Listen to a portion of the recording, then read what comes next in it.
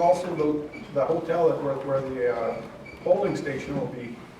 So I will be here on the 31st from 9 o'clock to 6 for the in-person voting. And if you do have an option on the 20th to start voting online. It'll go up till the 31st as well. The washrooms are just outside the door on the opposite side. Please watch this podium. It's a little bit on the wobbly side. And I think we'll begin. We have John Henry Charles is going to open our nomination meeting up with a prayer. So this will be our third nomination meeting, and this is the end of our meetings for nomination.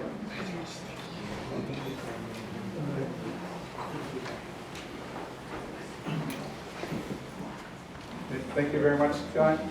I'm sorry there is no microphone system in this room or this system here. I was here this morning and they don't have one. We're going to have to speak up, and we're going to have to watch out in the back where we see. So it's so easy to start talking and making noise, and we're acknowledging all our friends and relatives showing up. And please watch the cell phones too. I always tend to do that too, but I did silence mine. Hopefully they'll stay that way. And I'd like to open up the meeting here now for nominations for chief. We have 3 chiefs that are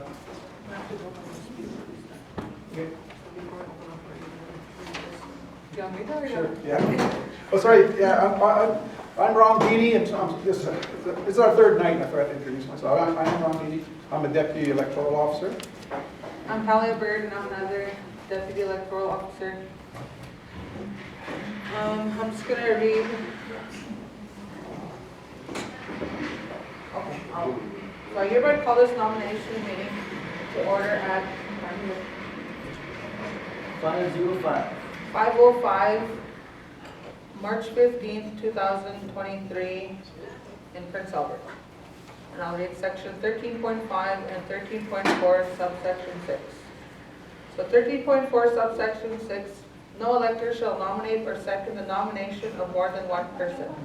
And 13.5, at the start of each nomination meeting, the chief electoral officer shall announce that the nomination of candidates is open to those electors who submitted their declarations of intent at a specified time and who are qualified to run pursuant to this act. I hereby open the floor for nominations for chief.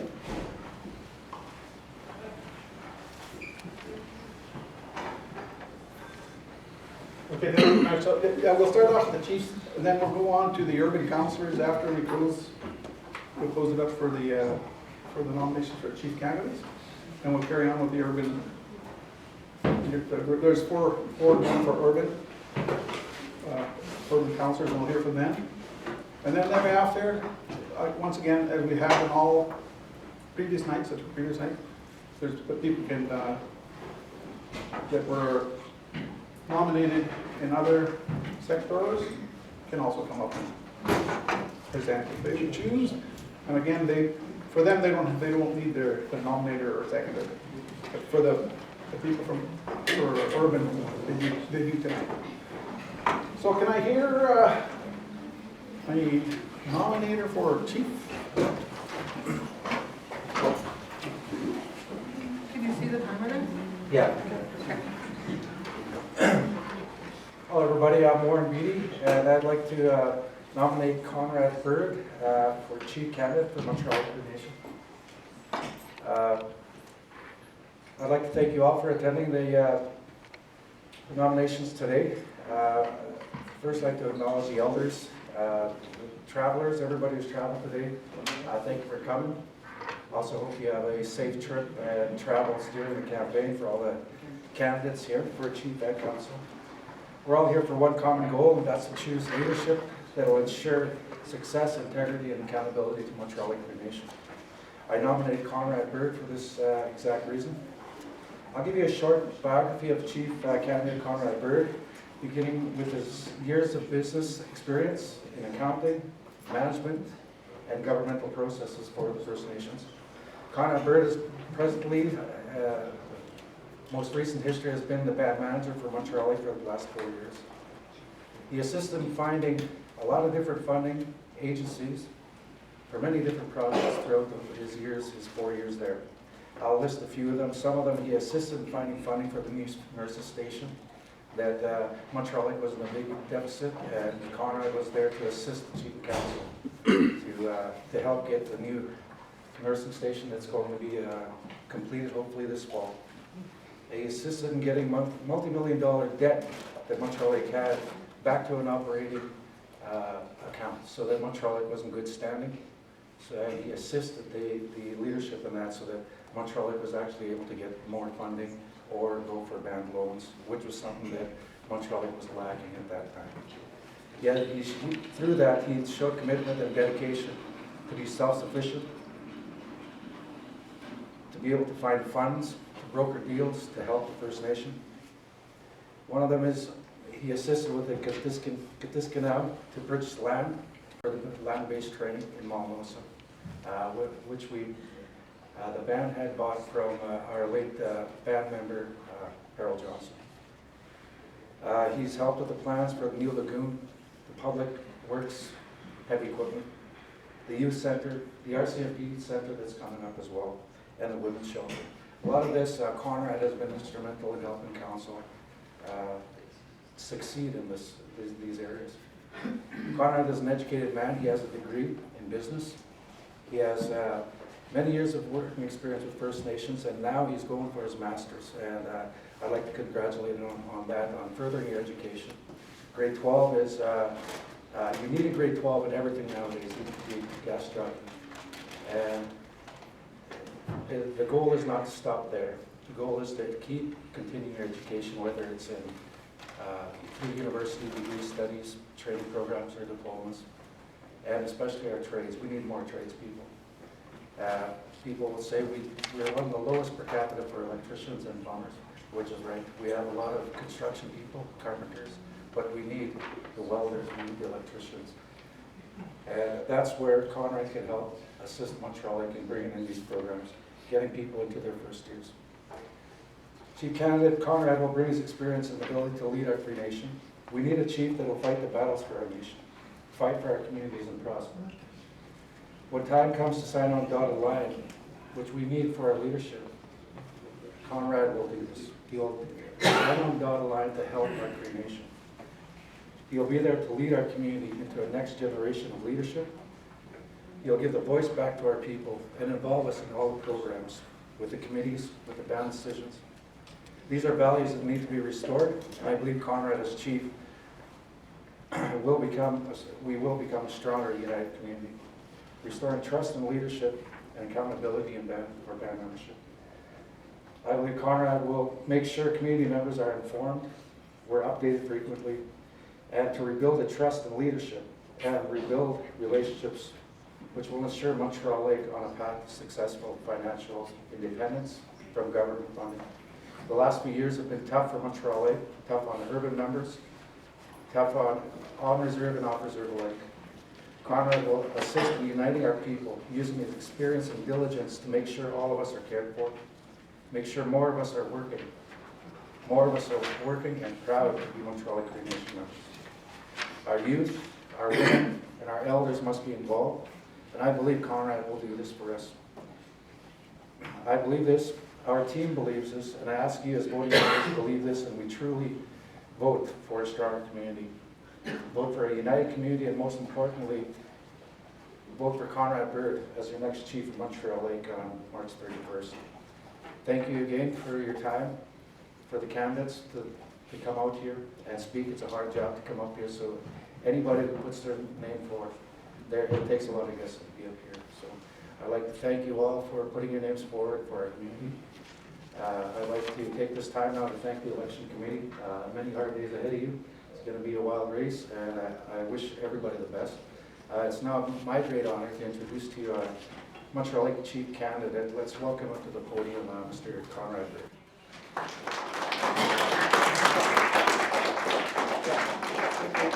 you, Warren. Just before that, let's get the seconder to make it official.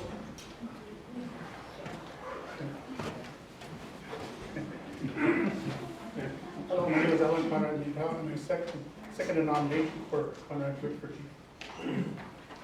Okay, thank you very much. Now we have a presentation. Yes. Like,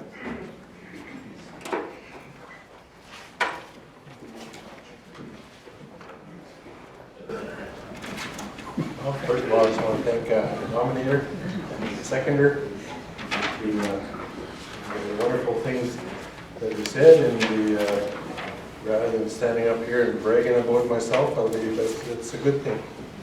I think I just want to say, to everybody here, hello to my relatives, and hello to my family, and hello to everybody else, and extended relatives, and everybody else that's included in the nation.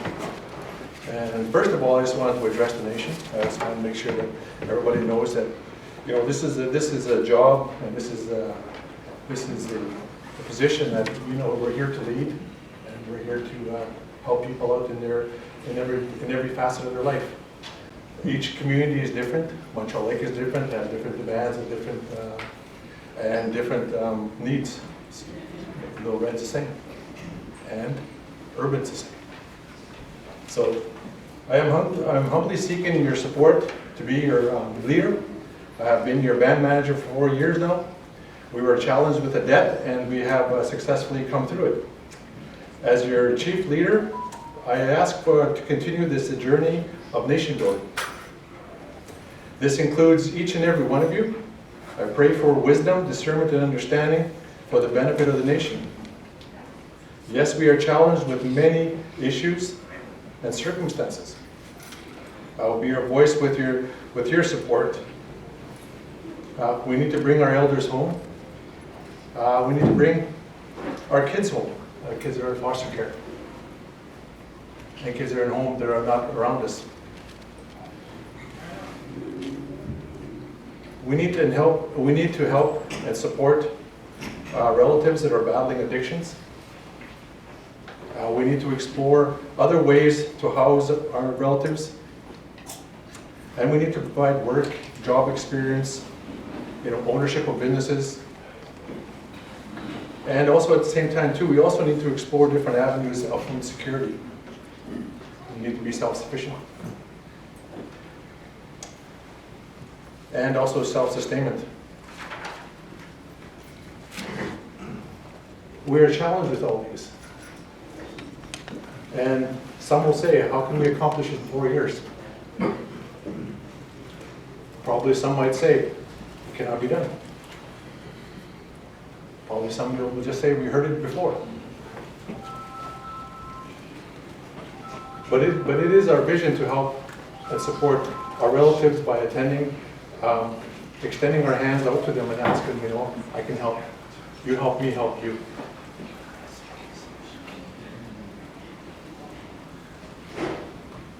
And as chief leader, it will be my desire and pleasure and honor to meet these challenges with your support. If elected, I will include the elders, the youth, to meetings. We'll have meetings again. And we will once again have band assemblies. And yes, there will be a platform to ask questions, to voice concerns, and without no reprisal. I think one of the biggest challenges people don't ask is because they get into trouble because they ask questions. But that's the only thing you're right. That's who we are. You ask questions.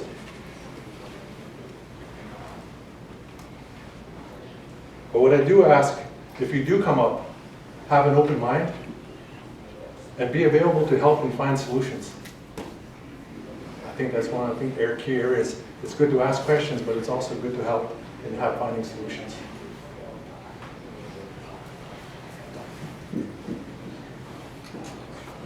And I wanted to say another thing too. The I got at 4 o'clock this morning. I couldn't sleep. I was wondering, how am I going to address the nation? How am I going to set a stage that the challenge is going to be great as for the other leaders that come forward? One of the questions that was asked for me by an elder was this: why am I running? And the other one is, what benefit do I bring to the position of Montreal Lake Chief? What benefit? And what benefit do I bring to the nation? And how can I help? Those are the questions.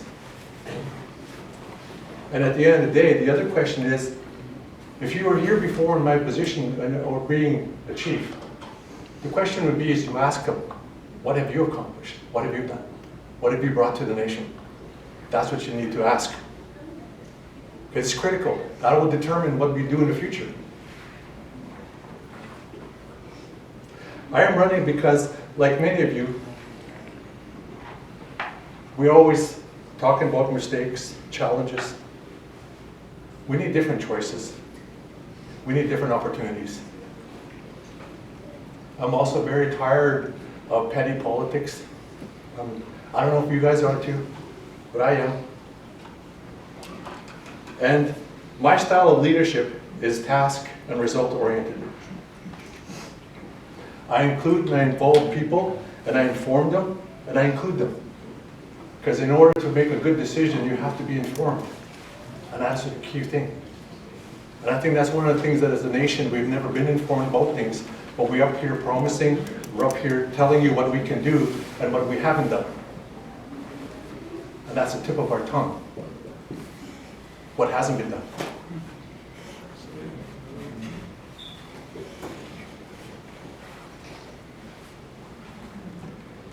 As I'm addressing the nation, I just wanted to say, join me in my journey. And everybody's welcome. Anybody, it doesn't matter who. Anybody wants to help. And I say, if you haven't and you're not confident, vote quietly.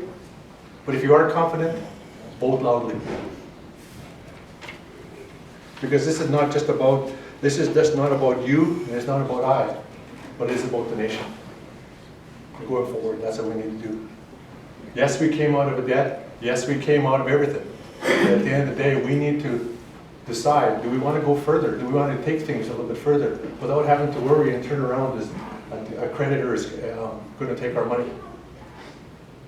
I think we need to move forward. Doesn't matter what we do. Doesn't matter what happened in the past. We need to move forward. And a lot of this thing too, and it really dawned on me last night. I came up here the last couple of days and I explained a lot of things that what I've done and what I've done for the nation. But in reality, and I just wanted to address the nation about this, is I want to thank each and every one of you who helped in the background with your advice and your guidance throughout the 4 years. It was very critical. People came up and they said, this is what it is. And you know who you are, because you guys helped that. And everything I did, I listened. Yes, I had a team of advisors. I wasn't a counselor. I wasn't the chief, but I had a team of advisors. And very intelligent band members who helped make the journey of debt reduction and positive cash flows happen. So once again, what I say is I wasn't alone. And I still have that team behind me. And I hope that team grows, because I need to have each and every one of you to help me, to help the nation grow. In this capacity of chief, I will continue to be your vessel in order to make that happen. I never acted alone, but I took responsibility for my actions.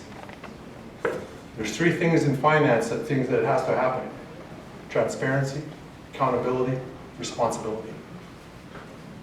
A lot of people like the 2, but they don't like the 3rd one, responsibility. must take responsibility for everything you do. If you choose to be my increased advisors and guidance team, please don't hesitate to call me. My new number is area code 306-930-9447. I had to hand in my phone because that's part of the thing. You can't use those, so that's why I got a new phone. And for the urban, one thing I wanted to say was, you know, ideas are wonderful. Lip service is not so good. What I mean by that is false promises.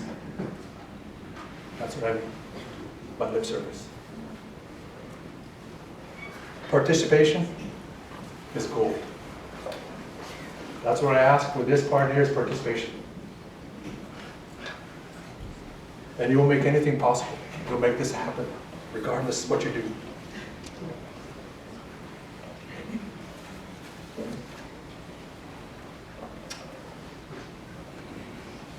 I will close with this. Never mind how many years or how many challenges we've had since then. All I ask is if I had 1 minute of your time, 1 minute, what impact would I take? What impact would I make then?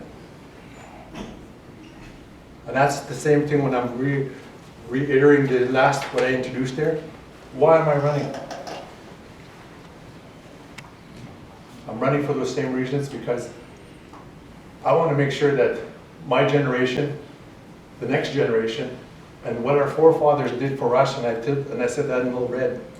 Our forefathers, they gave us the treaties, but they gave us a lot more because they were the ones in the state that they were starving, displaced, being stripped of everything. They still thought of us and said, hey, you need to do these. These are for you, your medicine. Cunning of the white man. They gave us everything that way. That's why we're here. Even though they were having nothing, they gave something. And I ask the same of you guys as well as we look at our generations. And the benefit? I think the benefit is if you guys feel that you guys are involved in everything that we do and participate in everything we do. This is achievable, regardless how you look at it. And the impact? The impact is this. You can stand in front of in the mirror at home and say, I helped this. I helped make this happen. That's the impact. And that's the thing that I want to ask every one of you about this whole thing about running for chief. I said, I'm not here just to explain that I'm going to be the leader. I'm not here to say that I'm going to do this and I'm going to do that. I'm here to say that without your help, without your support, without anything and your involvement and your participation, it doesn't matter who chief is, it ain't going to happen. Just not going to happen. I kept my wife up late last night. I kept waking her up every time I had an idea. She woke her up and said, hey, get up. No, get away from me. And so, but I want to share that because this is what really was my passion and my heart. I gave you guys my heart today and my passion. It is up to you at the end of March 31st to decide whether you're going to support it or not. And if you don't, I will understand and I will accept it. But if you do, I ask each and every one of you to stand with me to do this and make it possible. Thank you.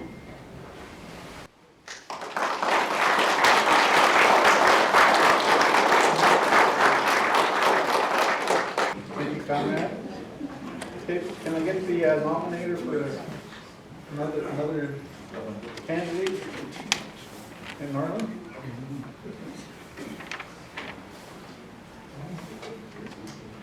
Good evening, my friends and neighbors, relatives, and everybody else.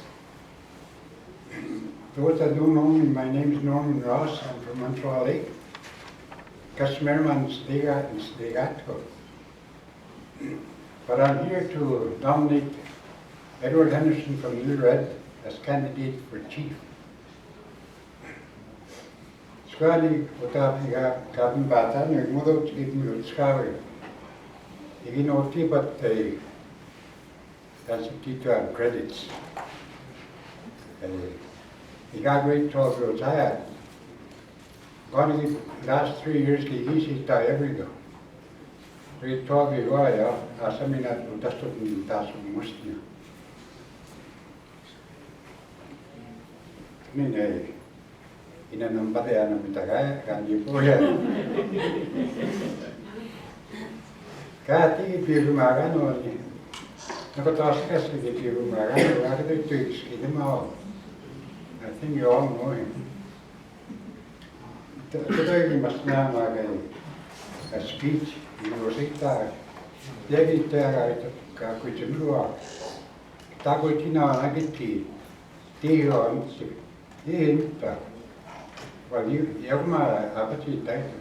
Winter in each and I tabu again, teaching to be him. Never mean appetite title. You were saying, Mouse ago in Masnana, you must now. Most sit a big square, it man, teen, Mr. One. Go ahead. You know, I was met.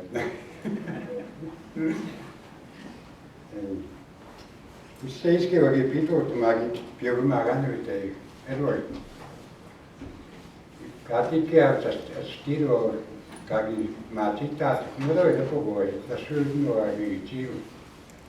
Mother, what else Piero? The certain a capigi, Kinat, Bayer, you were an agreement. Perhaps I know to see Tidita. That yes, Paragim with the certain no, he's not need no so naive. Mother you want my eye, we, you know, more than the other power. Need none. Mother seems staying in a heat on a Kagada skid him out. Go ahead. Commit now to be big street. More than Gagi asked me what the Mamich and the point that big squeeze the mass or the new boy. We're going to meet now Edward Henderson.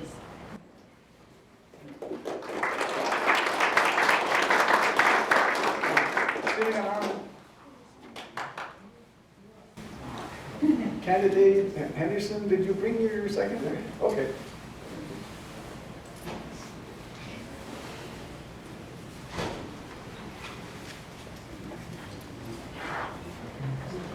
Hi, my name is Gladys Charles. I'm from Little Red River Reserve, and I second the nomination for Edward for chief.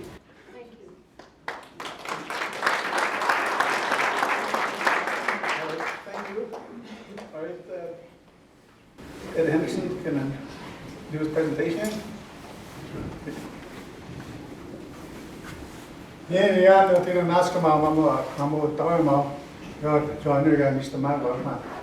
Das Magamak, Machita, Mogi, except mamo tama. But nasca man, insist customer, that would be get down and bat anyway. Joey Mask, Gladys, she described notes. I want to thank the elder for the prayer this afternoon, this first, and I want to thank my uncle, Norman, and my cousin Gladys. I want to thank the election committee for the good job they do. I want to thank the candidates that put their name forward. It's not an easy task to be a leader. See a lot of past elders over here. I had brown hair, my hair was pitch black when I first started politics, and you look at all the politicians around here, you'll know which ones were in politics for longer than 6 years, but they all have gray hair. But it comes with wisdom also. You get to learn that wisdom. Like my uncle said, we talked to one of our elders. Said, what's your speech about? What you're going to write? And we have nothing to write. So you're going to talk from the heart. You're going to think from the mind. Have an open mind. You know, it's been a tough couple of years. especially with COVID, but I want to thank the leadership that had to deal with that. It hasn't been easy. Membership hasn't been able to go anywhere. Our assemblies have no longer come. I hope we'll continue with those assemblies now. It's been a tough couple of years. Mentally, for not only ourselves, but all our membership. It hasn't been easy the last couple of years staying home. And who do you talk to? I fell in love with Oprah a couple of times. That's all I could listen for days on end, you know. Dr. Phil, and I took some of his advice. That's why I lost some weight. I started eating correctly, but to lead a healthy lifestyle. You know, it's when we talk about healthy lifestyles, we got to talk about our youth and the addictions that we have. How do we come out? How do we take on that challenge? It's so hard. It affects everybody. I have a niece that lives next door to me. I didn't recognize her one day. That's how bad the addictions are. We got to deal with it somehow. Yes, I've heard other communities driving their membership out. Oh, where did we go? And a little lot worse in our urban settings. And the service that our community members need in the cities. We need to get an internet or a networking with our people. Where do you live? What are they doing? What their education are? What their addictions are? There's a lot of services in PA, but how does Montreal Cree Nation members address those addictions, those services? It isn't easy. A lot of times, because you don't have a vehicle, maybe a single mother, single father, trying to find ways to get to these services. It's not easy. I know it's especially hard for our students that are single parents.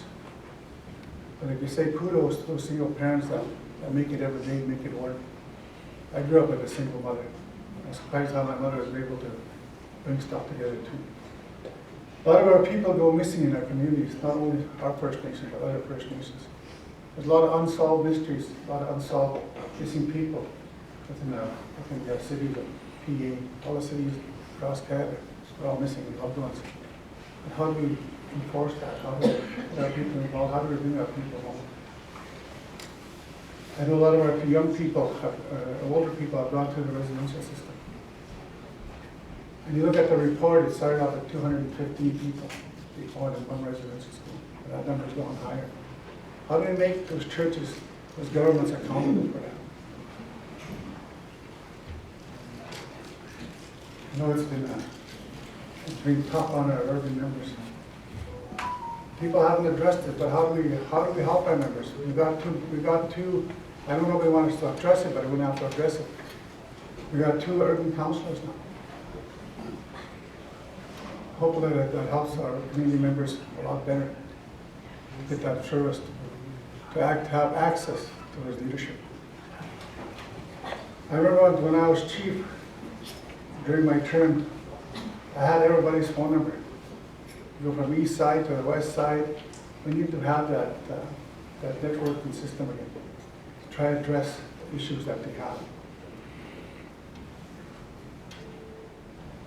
I get lost for work sometimes, and my heart is here with our membership. You know, we all have different views, different options, and that's why we pick on it. We cite the best candidate we believe in their portfolio, in their system, their belief, their vision for our people. I know my cousin Conway believes in Conrad's vision, and I respect him for that. Everybody that has chosen to pick a leader believes in that person's vision. You gotta excuse me, I'm just when my teeth don't fall out sometimes, they don't stick together. I forget to put Polydent on in the mornings. But you know, that's the thing. When it's all said and done, we're still all Montreal Lake band members. When I say Montreal Lake, it covers everybody. You don't have to point out Little Red, PA, Timber Bay, Wayakin, Saskatchewan, Regina. That's where all the members are. I don't know what's time I think. Quick one, so must have got an extra 20 minutes or half an hour, thank you there. Just- Thanks, Talia. Oh, an extra 10 minutes, right? We're running for outside work for you today. I know, but I know there's, I'm going to tell you, the choices I've made and decisions we've made as leaders in the past might not be right. It might not be the best. We got to continue on doing that. We've talked about deficits. When we walked into it, we dealt with deficits. We talk about programs, we talk about this. It's great to talk about those programs. And I know a lot of our people that are here today want to see it in black and white. It's easy to say we're in debt. It's easy to say this is where we're at. But we're visual people. And that's the thing about our First Nations people. Naturally, to see, you got to see it in black and white. We talk about our elders in our communities, in our urban setting. I can't remember how many elders we have left in the city of PA. There's lots I used to go to, and a lot of that passed on. A lot of our young people, too, that are lost. I've seen a couple of our members outside Tim Hortons. We don't turn them away, and we walk to the other side. People always used to ask me when I was chief, why do you talk to people that are drinking or under influence? They're still the same people, still our people. When people are drinking and people are under influence, that's the best time to talk to them, because he tell you the way it is. I miss my buddy Marlene. She used to be in PA, she used to know everything that was going on. She was my go-to person. Anything that was happening in PA, our people that lived on the street knew. They had their internet too, they had their I can't remember the word, sometimes it's so hard to be up here when you're speaking. When the internet, I had it up until my time. When the internet, not internet, but network, thank you, that's the one I'm trying to find. It's not Netflix, but network. You don't say the thing, but that's something we need to do. It's, and I put my name forward. 4 years ago they had 3 years ago they had criteria, I need a grade 12. There are a lot of young people talking about education. And I couldn't say education is important to the next Buffalo, because I didn't have that grade 12. I take the time to go back to school. I can tell our young people to stay in school. Grade 12 is very important. Grade 12 will get you a lot more places than no certification training that you're grade 12. I'm glad that I went back to school. I had a heart attack. I lost my brother during that time. But this is something my brother wanted. My brother John got his grade 12 after his accident. He was a great example for me. So May 31st is my graduation date. I went to Cumberland College for 2 years to get my diploma. I'm proud to say I'm not as bright as I look at it. My average is over 80%. I did a lot better if I could watch an Oprah. But those sort of things. And it's good to laugh once in a while. I feel this tension in this room sometimes. And why are we feeling that tension? We talk to each other on a day-to-day basis. Just because you're running for office, I can't talk to you because people think I'm supporting you. That's sad.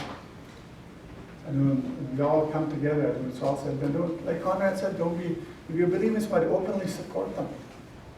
Don't be afraid of what the person you supported doesn't get in.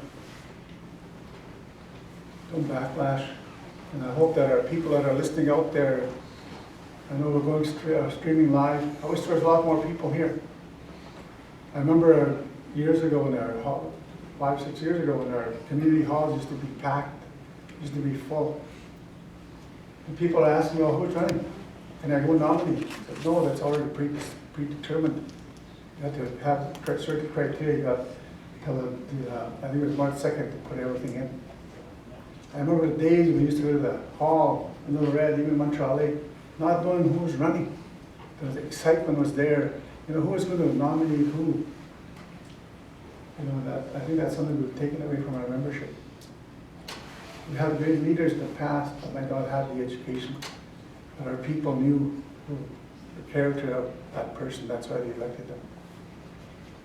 You know, and I wish there was a lot more people there and the doors were open for our people. And it's just like it's a room full of candidates, first, seconders and nominees today here. I wish there was more of our people here to listen to what each candidate has to offer.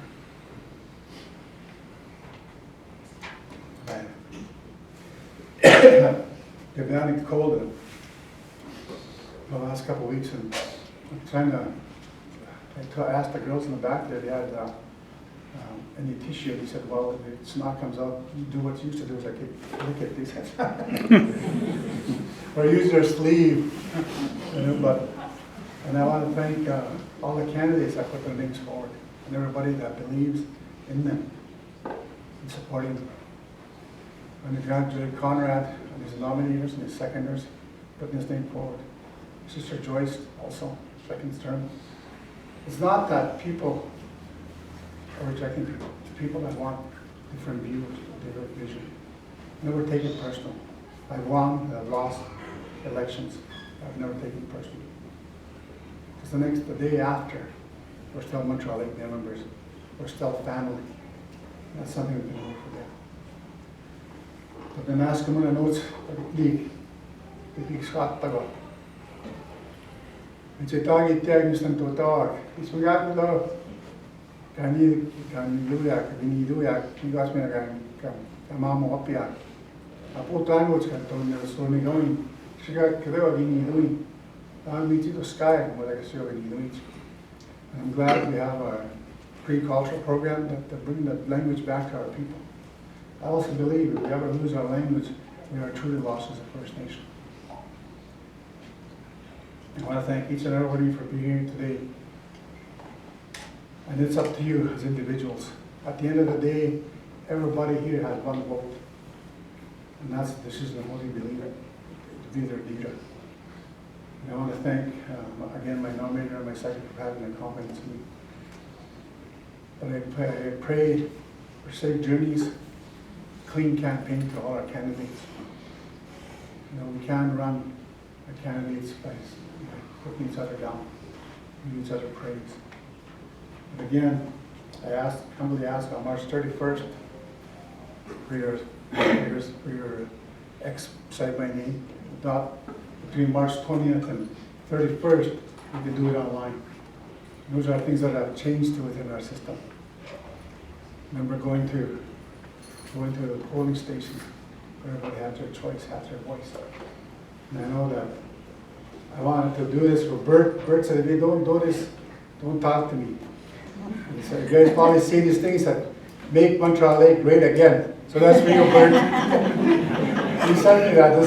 If you don't do it, don't call me. You know, that's the vision of all of us, is to make our community great again. But then ask them, God bless, safe travels, and God be with you until we meet again. Bye.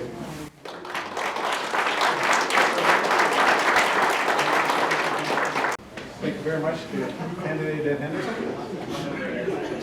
If I could get a nomination for Joyce.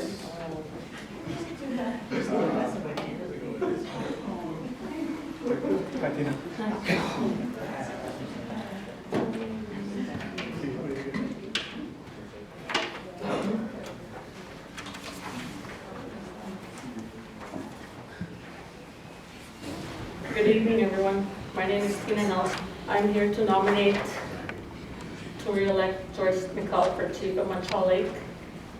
First, I want to thank you all for being here, and I want to thank God for allowing us to wake up and see another beautiful day. I also want to acknowledge John for the opening prayer and for the electoral officers who are working endlessly with this campaign process. Their work does not go unnoticed. Thank you. Joyce demonstrated an extraordinary commitment to all band members.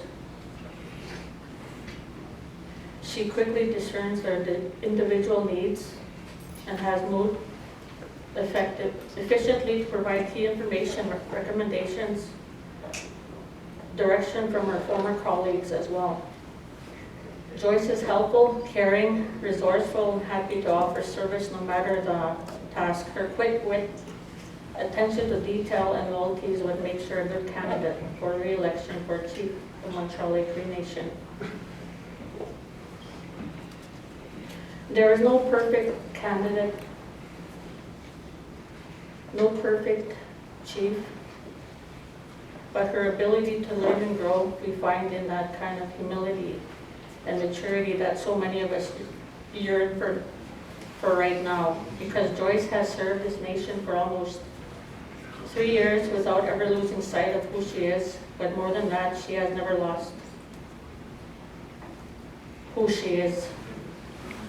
I know Joyce, she's a good listener, very dependable, a great team player, and is guided by spiritual faith. She knows what it takes to rescue past leadership and divinities, beat back a pandemic, and lead a nation. I am one of a handful of living today who has seen firsthand the immense weight our leadership has dealt with and seen their accomplishments. And let me tell you this, the job is hard. It requires a clear-headed judgment, a mastery of complex and competing issues, a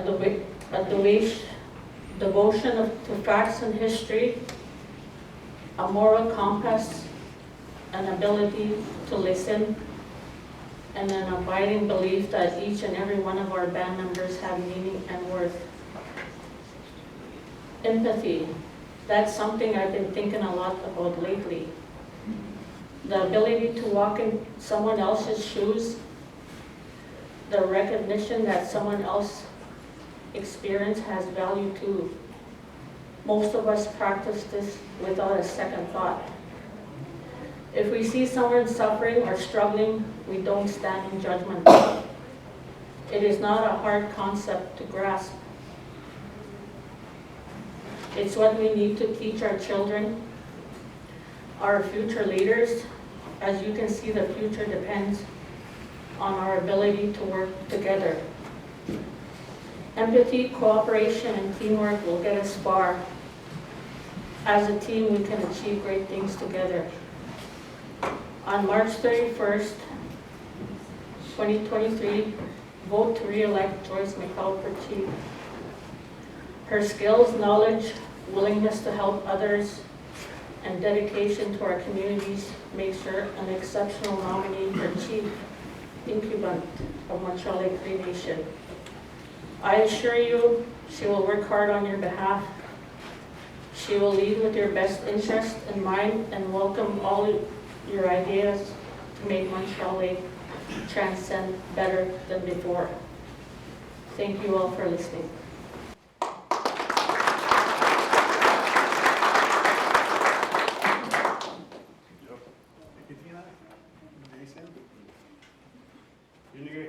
Jason Bantai here to second the nomination for Joyce McLeod Nadeau. We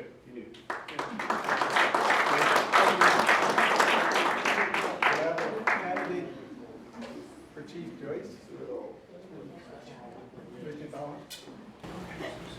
McLeod.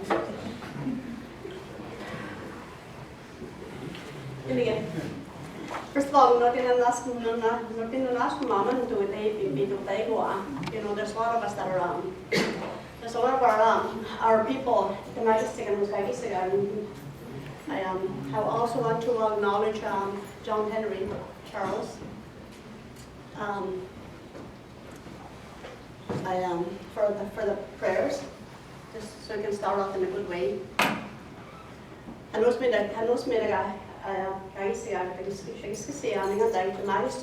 family. Let us never forget the people that are suffering. Let us never forget about the people that are still grieving today. For those of you that don't know me, Joyce McLeod, my father was John Nadeau from Montreal Lake. His father was from Sturgeon Lake. And we have a big family in Little Red, Sturgeon Lake. all over the ranch. And I want to express my my gratefulness, I guess, to the Conrad Bird, nominated by my cousin Conrad Allen, and Edward, nominated by my cousin Gladys. Thank you for showing your leadership and believing who, because in the end, Edward, it is true, we're a big family, we're a big nation, over 3,000, over 3,200 assets. We're a really huge nation, and we're all related. Doesn't matter where you look, we're all related. So, I didn't bring any note. This is the third time, and it's getting to be a little.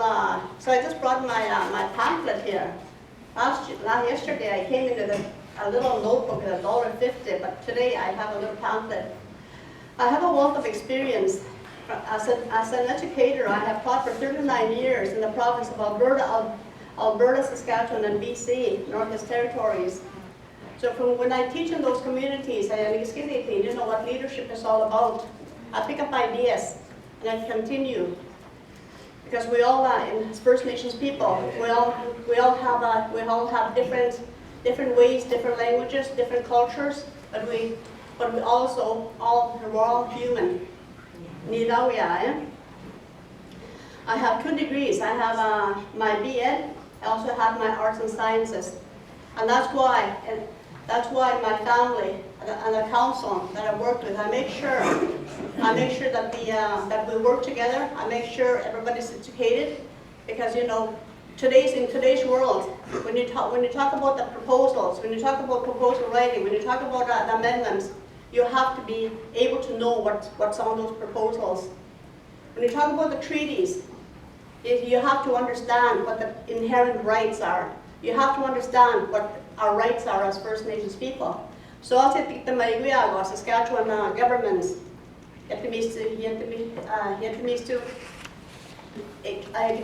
our traditional lands lately are peat moss. You don't seem to take no. So we have to understand. We have to go beyond. I live an active, healthy lifestyle.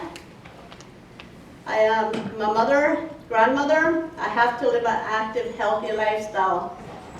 I continue to live in respect of traditional ways. My dad was a trapper. My mom was a trapper, a better trapper than my dad, and also a hunter. I killed my first moose this year by because I've been hunting for 2 years. And to kill a moose, I said that was the biggest thing. That was the biggest thing for achievement for me. I believe that all of our values and traditions are from the Creator, and that we should live harmony in natural world. When we go back to our traditional lands, our language, our culture, that's where the healing is.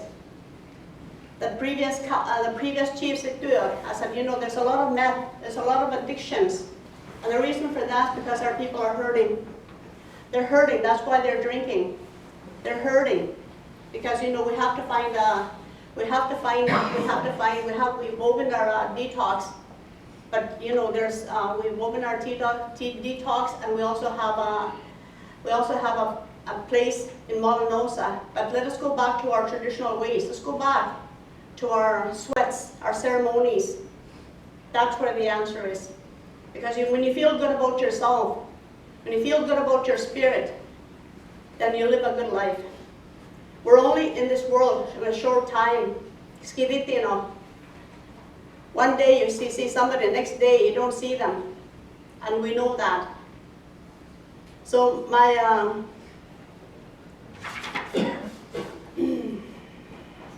as a matriarch, I said, we're all women. Our grandkids come to us. When they're broke, they come to us. When they want lunch, when they want a good lunch, they come to us. When they want a good bannock, they come to us. We're the matriarchs in a family. We make decisions for our family. We have We make decisions every day.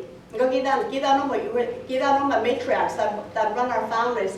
It's the matriarchs that make decisions for our family's future, our leaders in the family. Years ago, the women didn't even have a vote. They could not vote. They couldn't even vote till back in the 60s. We married a non-First Nations person. We lost our status. So we've come a long way as First Nations women because we're strong. We have resilience, strong resilience.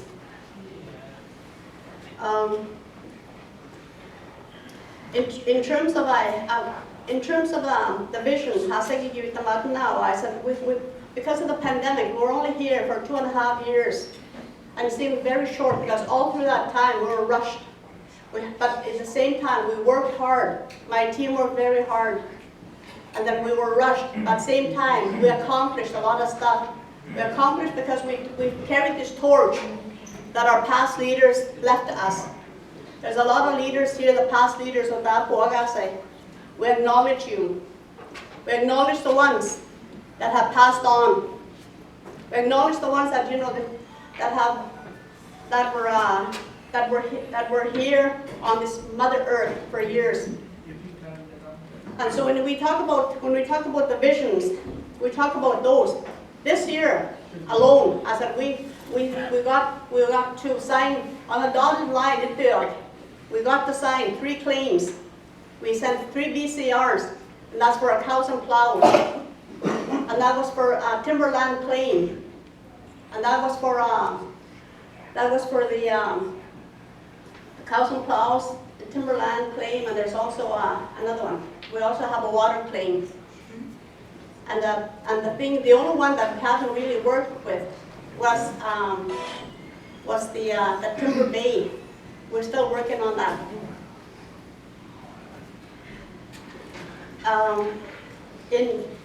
To address the issues for urban.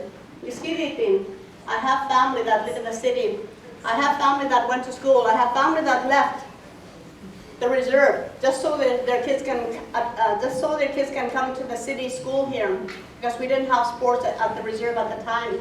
Today we have athletes. We're known for soccer. We're known for hockey.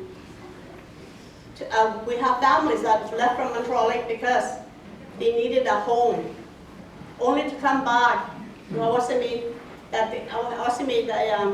Just struggling, more struggling. I know the issues. As Paul said, I went to university in Nista. I went to 2 universities, so I know the struggles you people are going through. I know. If you were to live in Montreal Lake, it wouldn't be that bad because we have neighbors. In the cities, you can't go next door just to borrow sugar. You have to pay for your bills, you have to pay for your rent, you have to pay for your utility bills, and the list goes on. We don't have those services in Prince Albert where you can just go. So during Christmas time, I made sure that we sent money. Our First Nations sent a lot of money to the urban, just so you guys can have gift cards. As we just got turkeys. Some of them were missing a wing. But it was okay, as long as it was a turkey. So we made sure, all through this past term, we made sure that we had enough money, and we even, some of the counselors went hunting, and they made sure that most of the people were fed. Because for me, as a leader, I can't,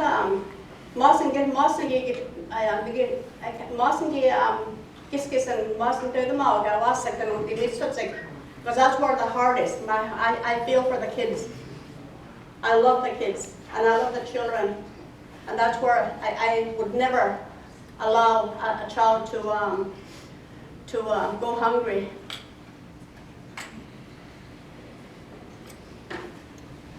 So I commend the people. I said, when you talk about education, first of all, I'm an educator. I think that's where the answer is. If you get your education, if you get your training, then you're set in life, because it opens the doors. Education opens the doors for many opportunities. And lastly, I said leadership. I'm going to quote this. Leadership is not about being in charge. Leadership is about taking care of those in your charge.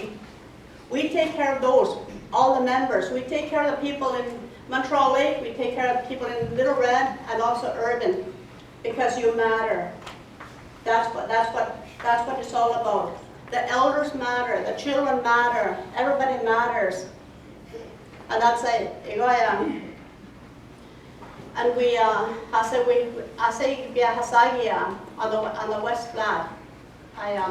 We've done all we could, you know, and we will never allow you guys to go hungry. And some people sometimes people come home. We have opportunities in the reserve. Sometimes we have big ceremonies, like the treaty ceremonies. So we help Jeff Manor to get a van. Although it's a Gitimagi van, you know, sometimes it doesn't have any heat, but you know what, it makes it there.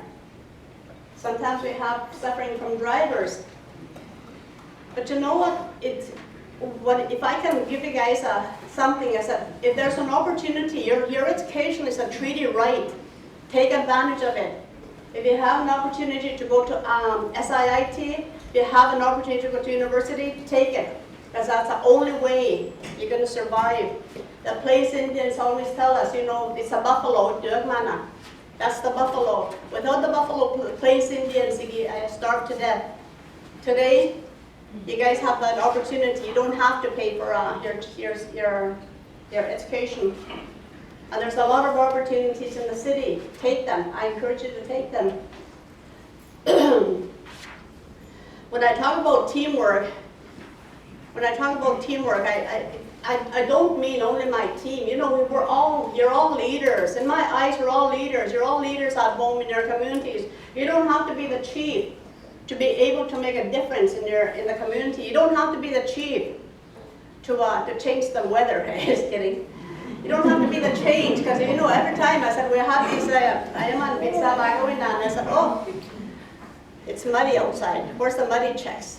You know, and funny things like that. You know, where's the muddy?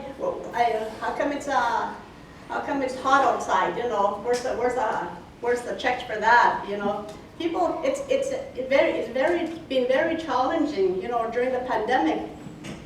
I know it's very challenging, but you know, when you enjoy working with people, when you enjoy empowering women, when you enjoy helping children, when you enjoy empowering youth, that is where you want to be. Because one day, as you grow up, one day you'll become chiefs too. And I say it's not an easy job. It's 24/7 job. It's not easy. Because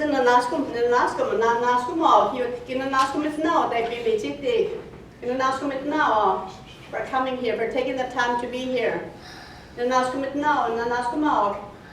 Our elders that are here are all reserved, and I want to congratulate the ones that are running for urban. For first time, most of our band members are in the urban areas, and those are the ones. There's going to be 2 positions there, and I want to thank the governance committee, for doing all that work.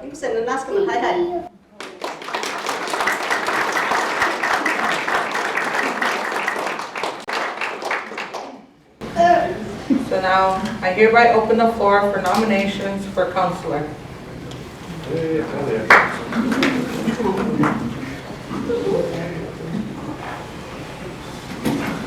All right, we have four councillors that are urban. So we can have the first nominator come up, and then followed by the seconder.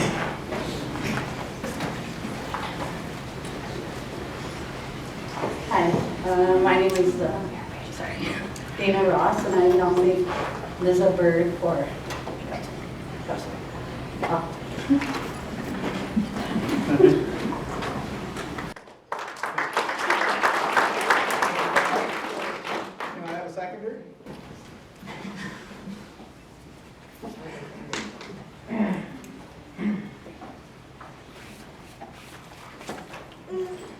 I'm Shalane Neda from Montreal Lake, and I'm seconding for Lisa Bird for Urban Councilor.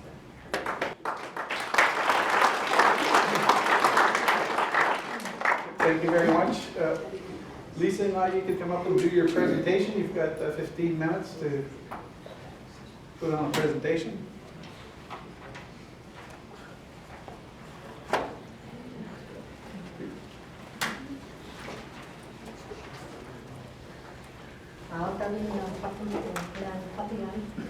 I'm going to start off. Isn't it this discussion? When you're saying you put me that, the mama Lizzie Henderson, and she was probably not like created. When the papa Lizzie Henderson, with Lizzie, Leonard Henderson, he said, I asked he's going to match. So he had served in council to Reyes in 1974. No doubt, Simon, do which in that, we are going to be the man who's got his cigar. Neither that is was Mr. Nappy or Nappy is squee or the species. No, but my was so much. Jesus, so we thought. So I introduced myself in Cree, and I just wanted to acknowledge the creator of where I come from. My mom is Liz Henderson Hardlot, formerly of the Stanley Mission, but she moved to Montreal Lake. These really are not conducive to speeches. She moved to Montreal Lake when she married my dad back in 1961. And she left her reserve because she had married into my community now, Montreal Lake, to which I am an ambassador. I'm very proud to hold that title as a Montreal member. And I carry that me wherever I go. I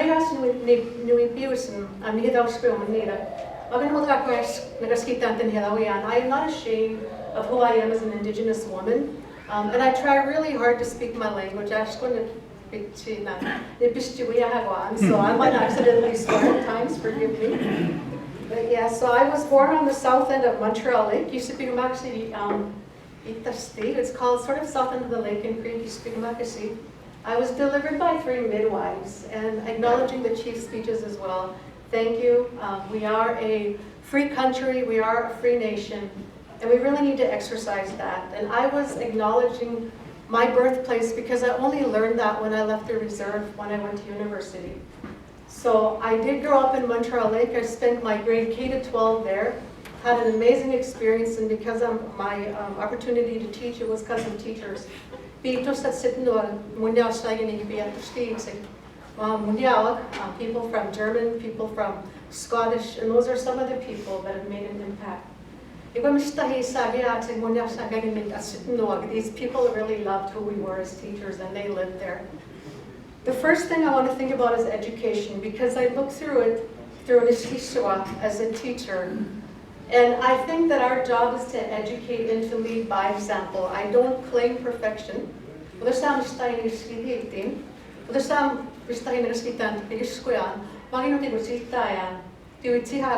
Montreal Lake people. I cannot speak the best of my language, and I don't claim perfection, but I can advocate, and I'm not afraid of that. I had some amazing experiences growing up there. I spent my entire childhood from K to 12, like I said, but not like some of my family members. They had to leave the reserve because of the lack of schooling, and only in 1972, when the National Indian Brotherhood, now FSIN, and they're a different name now, right now, we were able to have schools on reserve. My older brothers had to leave. They had to live in places where they were not able to have visitors. I remember pulling up to my older brother, who has his journeyman, one of the very first graduates from Montreal Lake Cree Nation, Leonard Glenn Heatherson. So Leonard Glenn Heatherson, the same as my dad. He had to leave, and we pulled up outside where he was renting this house. We couldn't go in. When I look back now, I was born in 1970, but I'm only 39. It's a miracle. So I'm 53 years old. With an years to serve you guys. On your behalf. I'm running to advocate for you, First Nation people on reserve and off reserve. I created a brochure. And I went and forgot my brochure at home, just like a true old lady. And I lost my keys coming in, so thank you to my family member for helping me find it. I have 3 kids. Tyrone Leonard is my first one.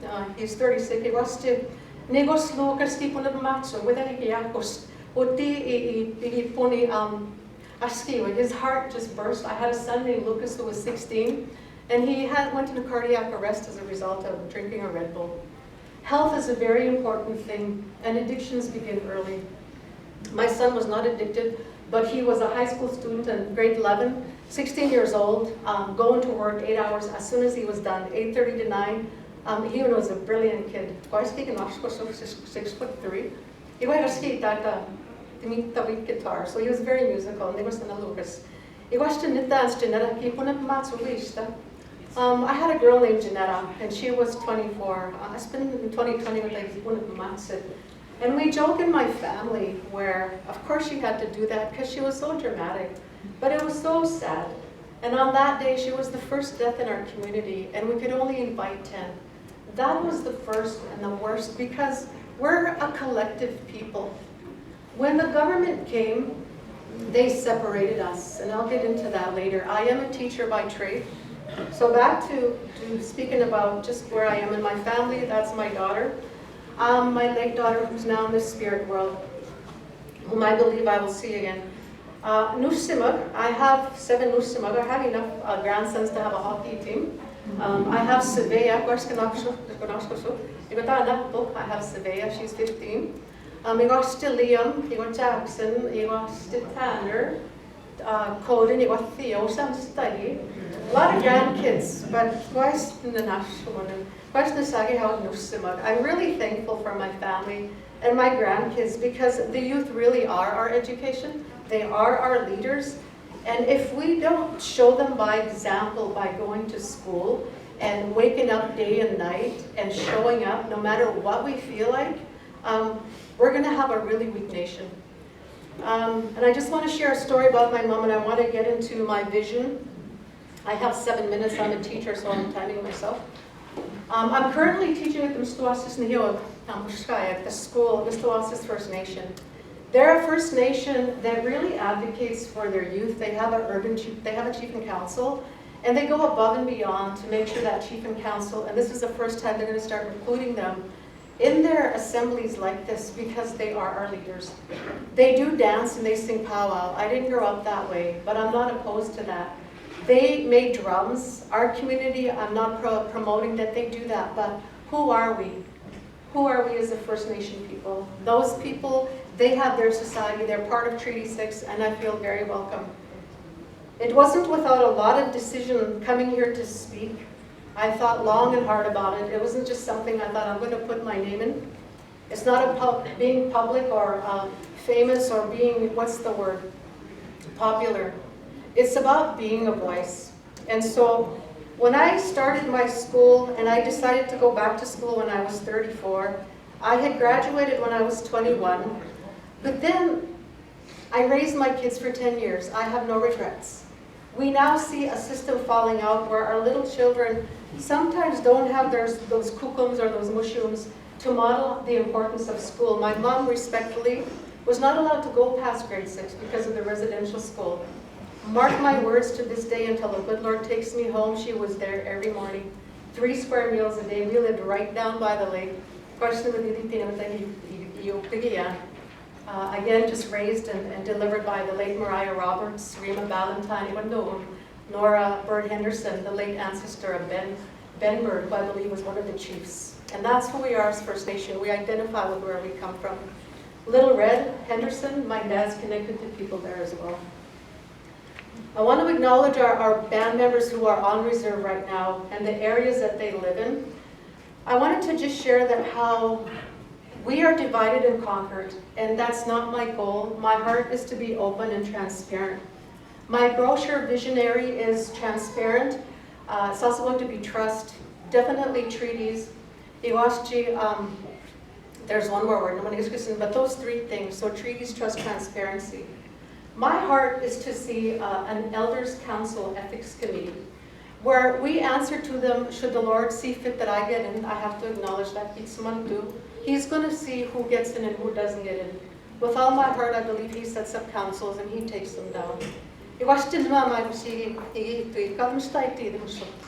And I agree with that. My mom would say, don't think highly of yourself, moigats.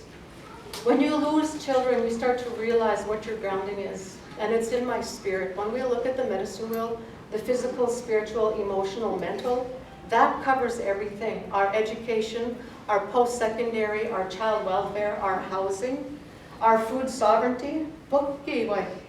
And if even just a part of that medicine wheel is missing, say our spirit. My spirit was weak when I lost my kids. I cried a lot when I lost my kids. My spirit was grieving. But because of prayer and knowing who I am, and because of the support of my family, I'm able to be here today, and I'm able to share with you what my goals are. It's for transparency, so that as council, we answer to an elders ethics committee, and this is recording me. This is almost like law. Mark me to my words. I have a brochure. I'll be going back online tonight. I quit being online because I did suffer PTSD.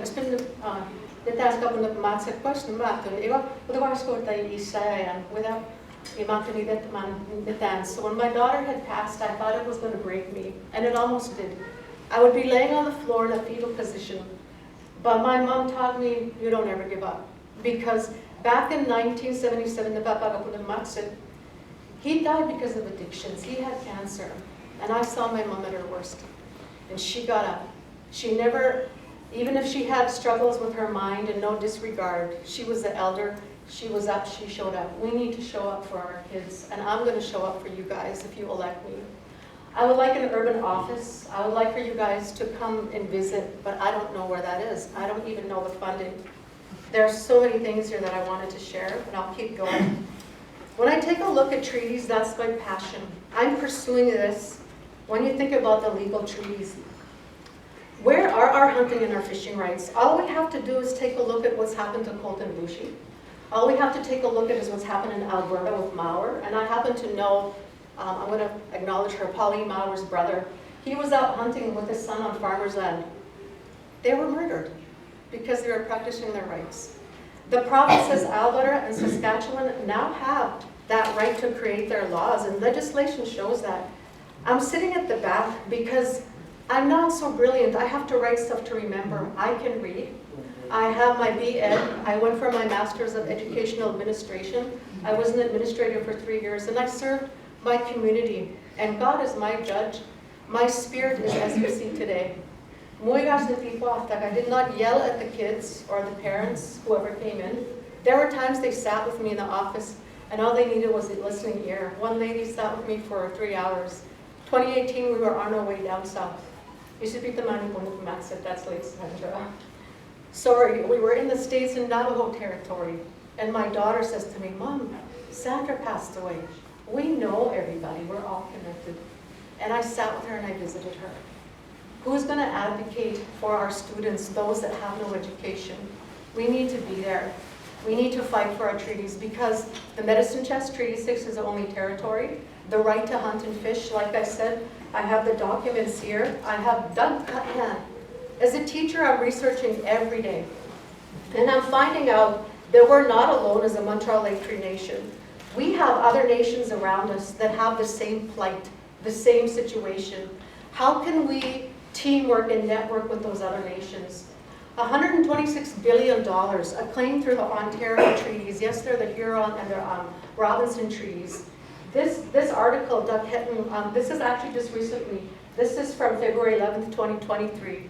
He talks about how we need to start following suit, and I kind of cringed when I heard about papers being signed. Do not sign anything until you get those best lawyers that are for your best interest and not there to empty your pockets, because if I get this job, and Lord willing I do, I take a budget cut. Look on the STF, currently right now, as I'm maxed out, I used to make $4,200 as an administrator. Multiply that by 2 a month, I'd get $8,400. You save your money, you're able to learn to invest it. We invested $85,000. We bought a house 4 years ago, which my daughter picked up. We had the family there last night visiting. If anybody ever wants to come and visit and has questions, I'll tell you, but I won't publicize that because I value my space. Should any of us get in, you need to respect the fact that we're human too. And we will hear you, we'll respond what we can, but we need our mental downtime, so I better start running. Vote for me. Never skate down, never step in back tire. Not young, but I can still bike, which I do. I'm mountain bike, I own one.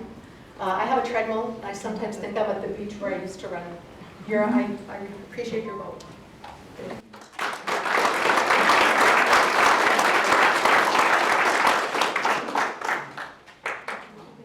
Thank you very much, Lisa.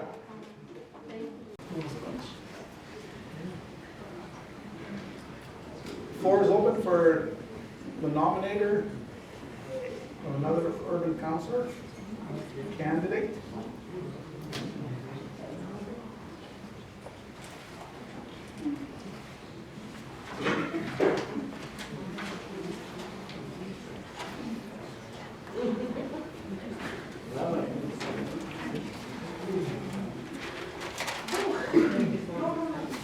Hi everyone, my name is Michelle Bird and I stand before you to nominate Jeff Badger for Urban Council. When he asked me, when I talked to him, I asked him, what did I get myself into? I'm not very, people seem to think I'm vocal, but I do get nervous as well. But I do want to share some stuff about Jeff. As most of you know, he is my brother. Maybe not all of you know, but he is my brother. And not only my brother, but he's been a sense of inspiration for me for my entire life. So I've had the pleasure of knowing him on a personal level, but also on a professional level. On a professional level, Jeff likes to challenge himself a lot, and he follows through with those challenges. One of the many challenges was taking on the role of council for 12 years, in which he fulfilled on the reserve of Little Red, his home community. In those 12 years, Jeff attained a generous amount of knowledge. Knowledge that to this day has aided him through many ventures and future ventures, endeavors as well. One of those ventures began in 2018 with the help of other chairmen, other community members, to develop the Montreal Cree Nation Urban Services Incorporated. The office is located in Prince Albert. I myself have had the ability to go there and take a tour of it, and I must say it's up and coming. It's on the rise. It's a cute office. I left quite impressed because I know the hard work and the dedication that it takes to build something like that from the ground up without any, how do I say that?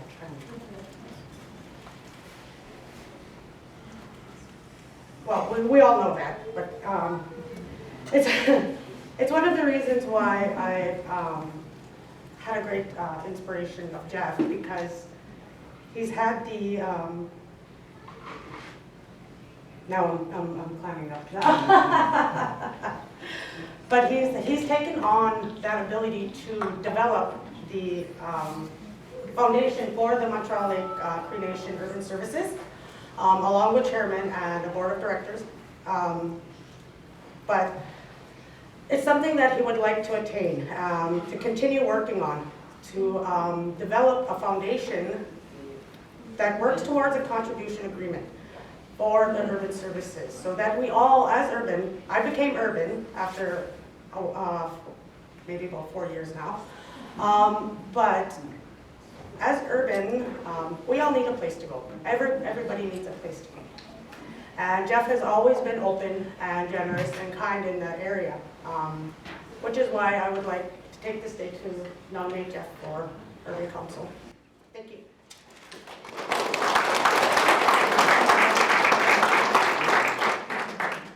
Thank you very much. If I can get a seconder.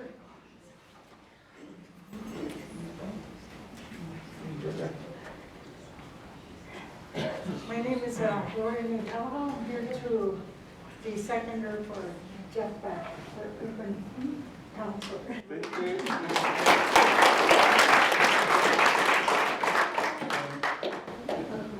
Got Jeff at his presentation. Thank you.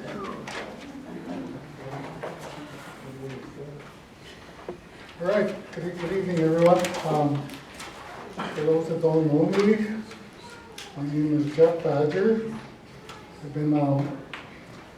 been part of many things within the nation for the past 4 or 5 years since I've received a call from our past urban councillor, Sheldon Henderson. You know, I have to give credit to Sheldon.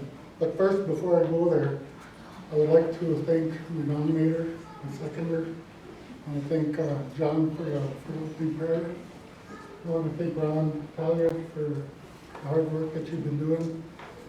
You know, we come a long way from when we first started, you know, working with Eldon. He called me up one day and, you know, he asked me, what do you think about urban? Like, what are your thoughts about urban? So, you know, we talked about it, and I'm going to go back into my history as a leader, past leader.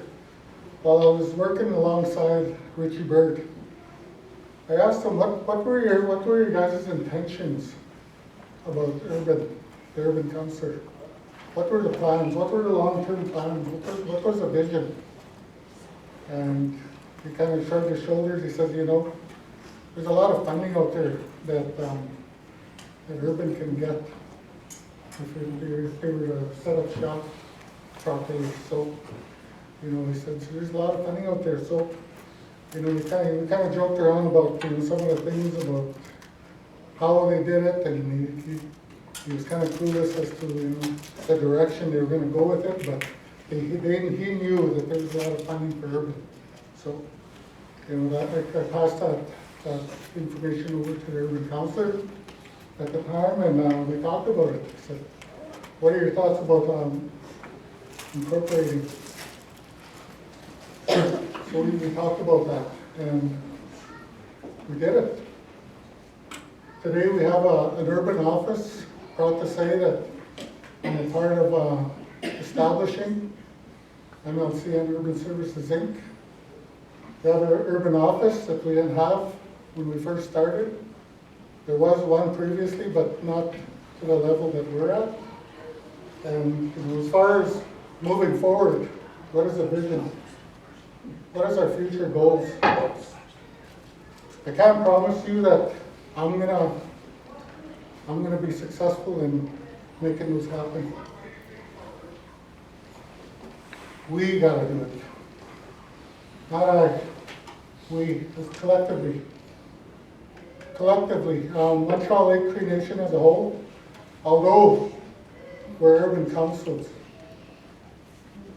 there's 2 urban council member seats now, but we're also accountable to Little Red and Montreal Lake as well. You know, when we talk about accountability, transparency, just recently we signed off on our first audit, MLC and Urban Services Inc. We do have a website, and that audit is going to be posted on that website, and it's going to be available at our office if anyone wants to see it. That's accountability and transparency. You know, just like any other band member should be able to walk into Montreal Lake Band office, request for an audit, hard copy, if they wish, and they should be given a hard copy of the audits. You know, that's accountability and transparency. So, you know, I'm very proud of MLC and Urban Services Inc. The amount of work that I put into it, the amount of sweat. I came to a point where I cleared out one of my rooms in my house, and I built a home office just so I could just do work. You know, some of you might have seen some of my posts. 1, 2 o'clock in the morning, I'm on my computer. I'm doing work, looking for money, looking for funding, putting plans together, putting a vision, trying to make it a reality for the people, not for me. It's for the people, you know. There's so many needs in the urban sector, the off-reserve sector. You know, we've traveled many miles during COVID. while everybody was isolated, we were traveling. We were traveling to Saskatoon, Regina, Laurent, Malinosa, Timber Bay, delivering meat packs, food hampers, gift cards, trying to support our officer members. But at the same time, we were doing mail-outs out of province. You know, we've helped people, BC, Alberta, Manitoba, Ontario, even as far as the States. You know, that's expanding. That's expanding the supports, trying to expand the supports to reach out to your membership that are all over the place, which is the reason why we have a live stream. We want to be accountable with our election system, and we want to offer these speeches to our members in Alberta, BC, Ontario, Manitoba. And I guarantee you, they're listening, because some of them do know. We've been telling them, we've been feeding them information. Governance. You know, governance and MLC and urban services. You know, I've learned so much. I've learned so much, and you know, we've got a population of 2,777 off reserve in total. And we provided emergency assistance, meat packs. We've done a survey. We've done a survey for off reserve. You know, what are the needs? We've hired a consultant to do that, just so we can start accessing funding, so we can accommodate the requests and the needs that are out there. You know, we didn't have no staff. I was the only staff in that office, day in, day out. Tell our board of directors at the time, they were working hard, you know, and I gotta thank our past and current board of directors, because they come a long way. They brought urban services to where it is today. All of them. They all played a role. And I think we need to appreciate that. So, you know, we've secured funding for domestic violence. We've done the surveys. We've got a Jordan's principal coordinator in our office, and we also got 2 more positions with Jordan's principal. So now we're up to 3 staff in that office, where we started off with none. We moved into an office with no furniture at all. Now it's all outfitted, it has photocopier, phone lines. We even have our own website.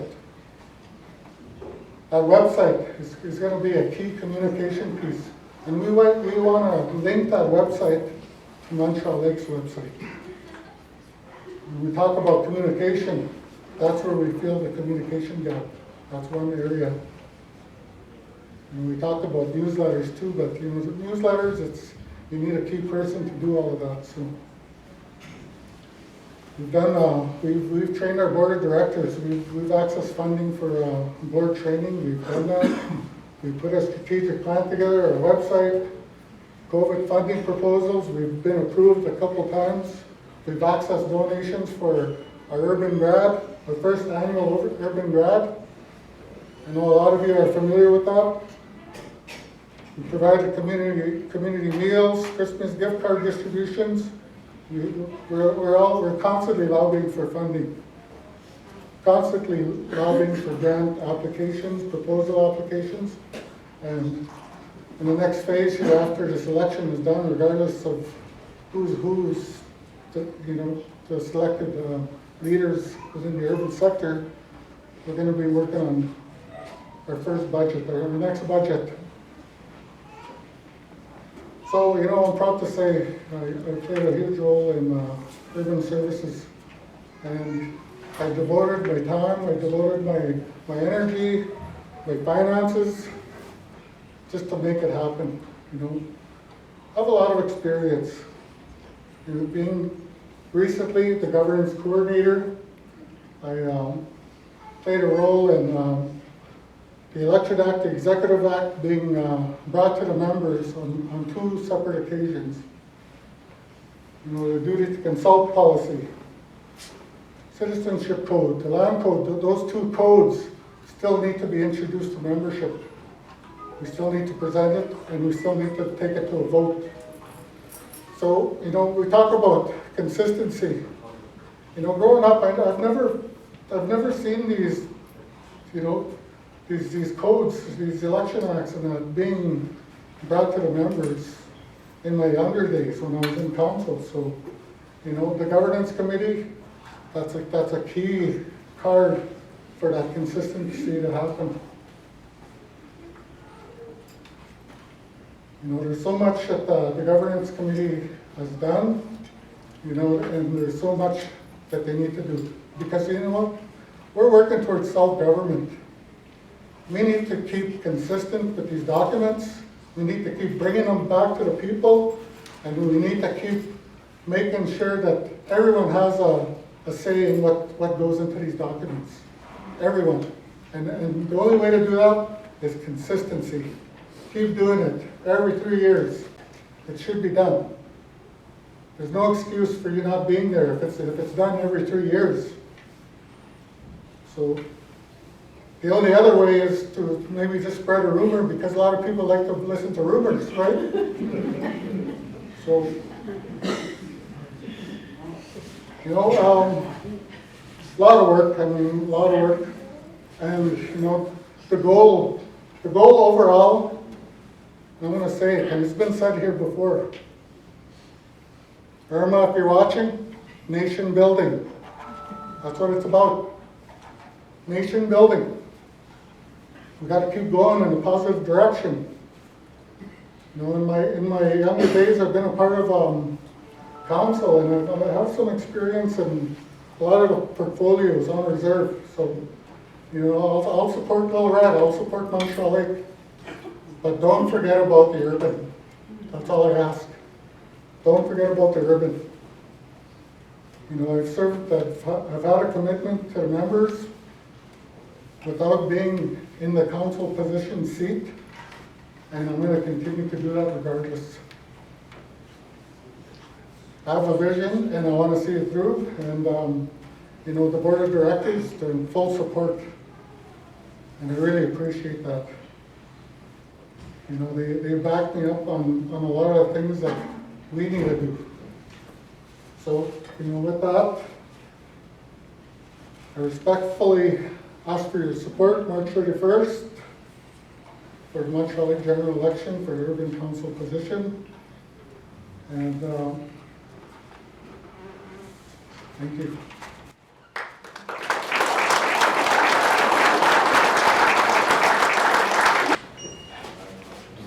A nominator now for another urban councillor.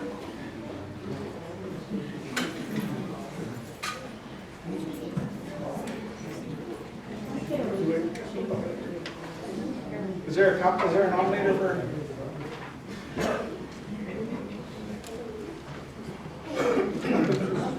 Oh, there here. Sorry, not. Hey.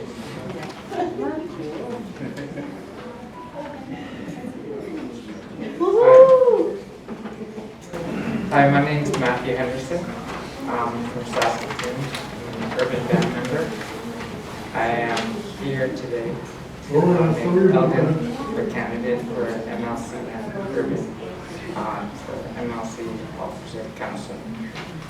Eldon has four daughters, Kayla, Kelsey, Katrina, and Ira.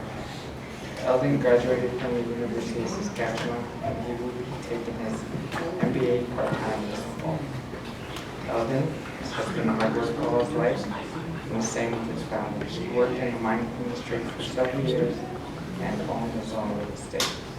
As a consultant, Eldon has worked for various First Nations, PAGC, FSIN, AFN, and worked at different levels with provincial and federal governments. Eldon has a passion to volunteer and help people, and is a great team player. He works with the same passion, dedication, and experience, and he brings it to the table. I know Eldon will be a strong voice for all of Montreal Lake sectors. We need a person that will be determined, focused, and who will work hard for each sector. This is the kind of leader we need. He's educated and has the experience in the Indian government. For Eldon Henderson for office of councillor on March 31st, online voting March 20th to March 31st, 2023. Thank you very much.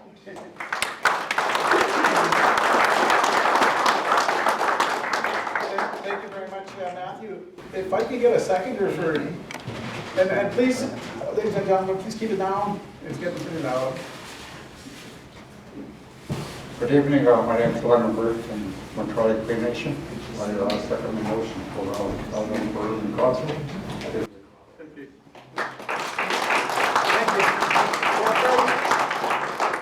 We don't have a microphone, but it's getting a little difficult. Thank you to the workers for working for our nation on our elections, Natalia, Ron, Conrad, and our chief electoral officer, who's is somewhere, I guess. But good work. It's all part of the government's work that the nation is working on. So I'd like to begin by acknowledging our elder who spoke earlier this afternoon for our opening prayer here today. So one of the things that we had challenges on earlier on in our early years of Urban Services Inc. is that we had to get a board of directors in place, and so that's one of the first things we did. I approached, like Jeff said, I did approach him, and we had a good talk, and we made sure that we had some plans in place. So the past 6 years here, I've had different portfolios, and they will range from economic development. That was a really key area. Some of the other ones that I worked on was treaties. And there's other ones as well too. But I think one of the things that comes to mind right away, for urban services to advance, we've got to make some pretty strong steps moving forward. So one of the things that we've done with the MLC and Land Claims Committee, that's something that we created this past in 2021. So the Land Claims Committee, we're working on pretty serious files on our land claims, like for the agriculture, plows and plows, national park timber claim, and duty consult. Those are some of the areas there. But one of the things that comes into mind right away is that Montreal Cree Nation needs an urban reserve. That's something that we've been working on with the Land Claims Committee. And we were supposed to have a meeting just prior to the election. We had to delay that. So, I want to thank the Land Claims Committee. They put in a lot of hard work into our different land claims. But one of the things that I see across Saskatchewan is Saskatoon has the largest urban reserves in Western Canada. Prince Albert's not too far behind. Regina is up there too. Yorkton, North Battleford. So we have an opportunity as a nation to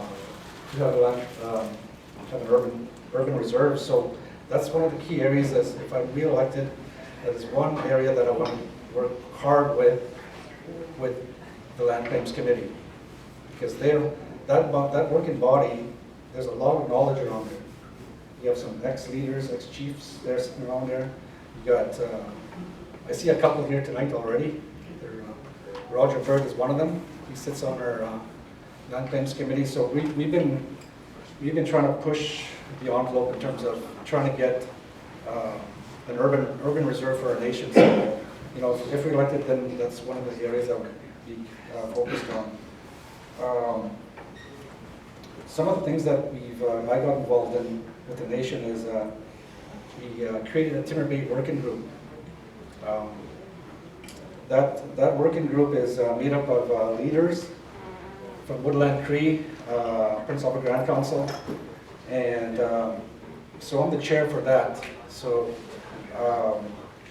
what we've done is that we've sat down with the federal minister not too long ago, and you know, we just told them. We told them bluntly, like, that's, like I'm a, how would you say, it's a survivor of Turner Bay residential school.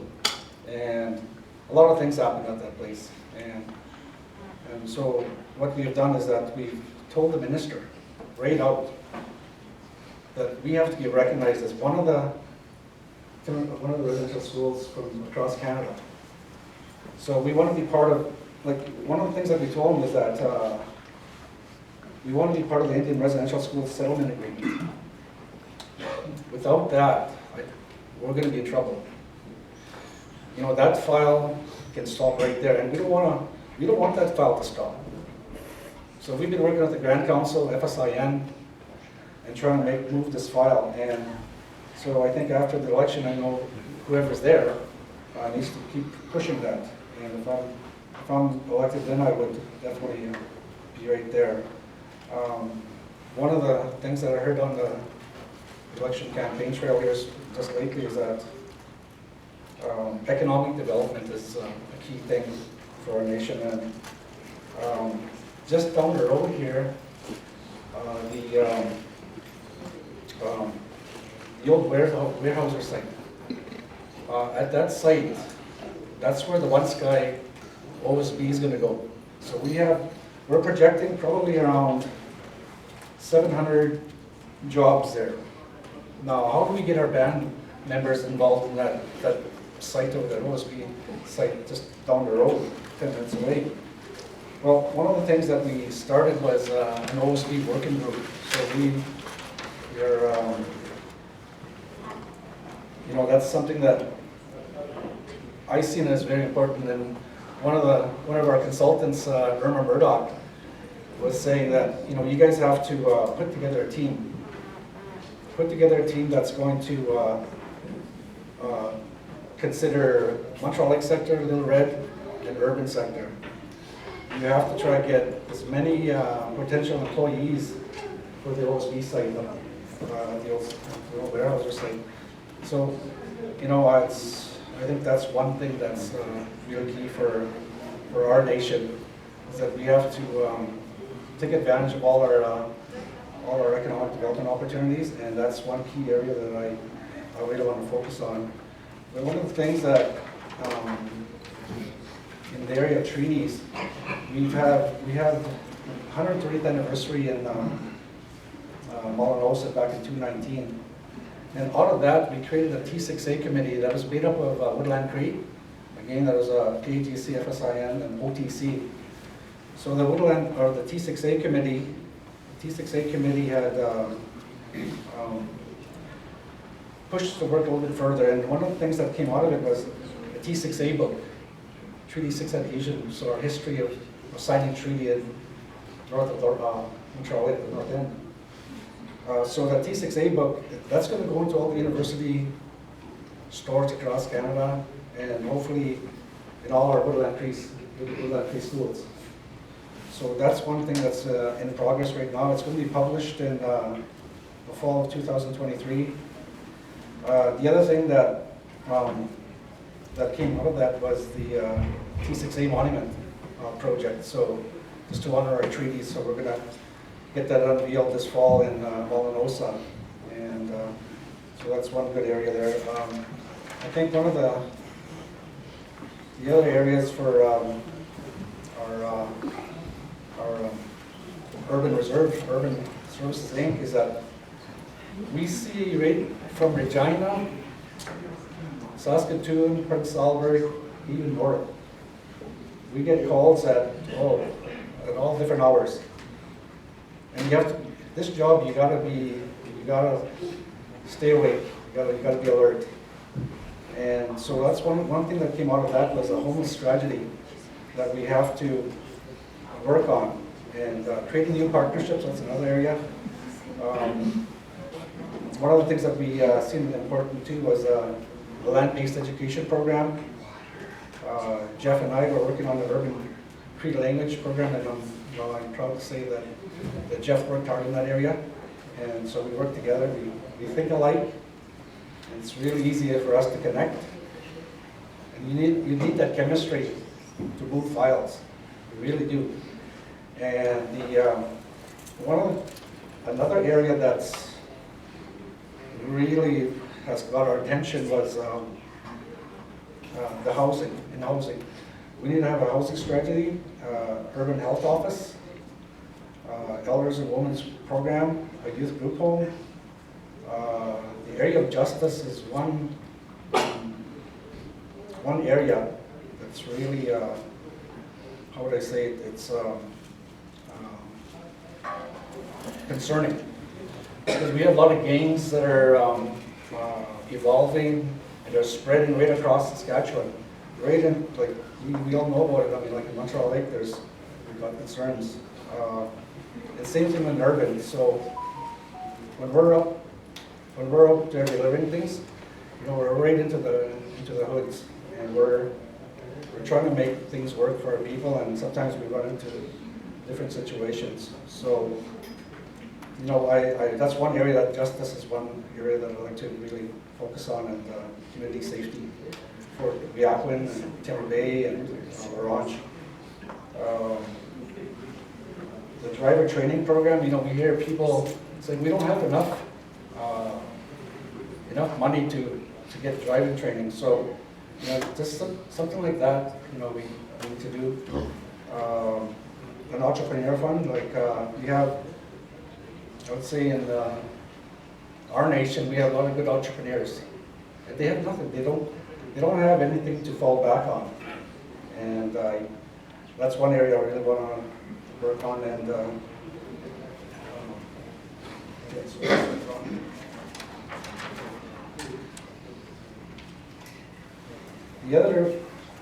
one of the concerns that we had was funding. That was the big one. To keep our organization working and get the wheels in motion. Just prior to the election here, I pushed for a BCR to be passed. It was passed, approved, and it was good reception from Chief of Council. And I want to thank the council for honoring that and respecting that. So that resolution, what it does, it authorizes MLC and Urban Services Inc. to administer their own contribution funding agreements.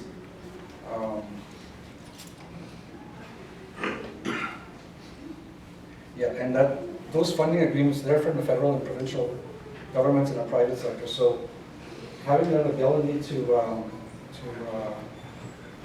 be able to run our own business at Urban Inc. Because right now we've had some flow-through money going through Montreal Lake, and that just slows down our system. It doesn't allow us to grow as fast as we think we can grow. So having that opportunity, getting funding directly from, let's say, Health Canada, Department of Justice, Corrections, a lot of these areas that are going to impact our urban office. So we need those kind of mechanisms as an organization. And now we do. We've managed to do that. And the last thing I have to say is that an urban reserve is the way to go. We have to go that direction as a nation. We have to move that way, because what it does is Urban Services Inc. is going to have their own building. You know, we're going to have a gas station, a TVs, things like that. Those are the things that we need to go. That's the direction we need to go.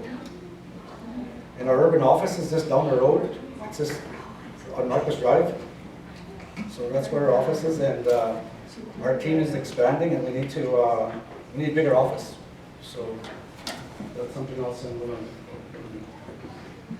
Yeah. So I want to thank everybody. I want to thank my nominator, my seconder, and I want to thank the nation for all the good work that we have done with the Chief of Council in the last 3 years. And I'm grateful to be asked to run, and I have 1 minute left. I just want to talk about something. It's like there was a lot of times where I thought things were going to be challenging in our job, right? And my daughter went through some major surgery. I really thought I was going to not be able to finish my term because we didn't have anybody to look after her a lot of times. But she said, Dad, go to work. And those were some of the exact words that she said. And she said, go to work, go finish what you're doing.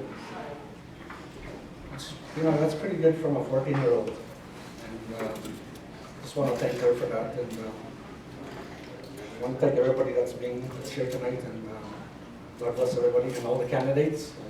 I wish everybody good luck. Thank you.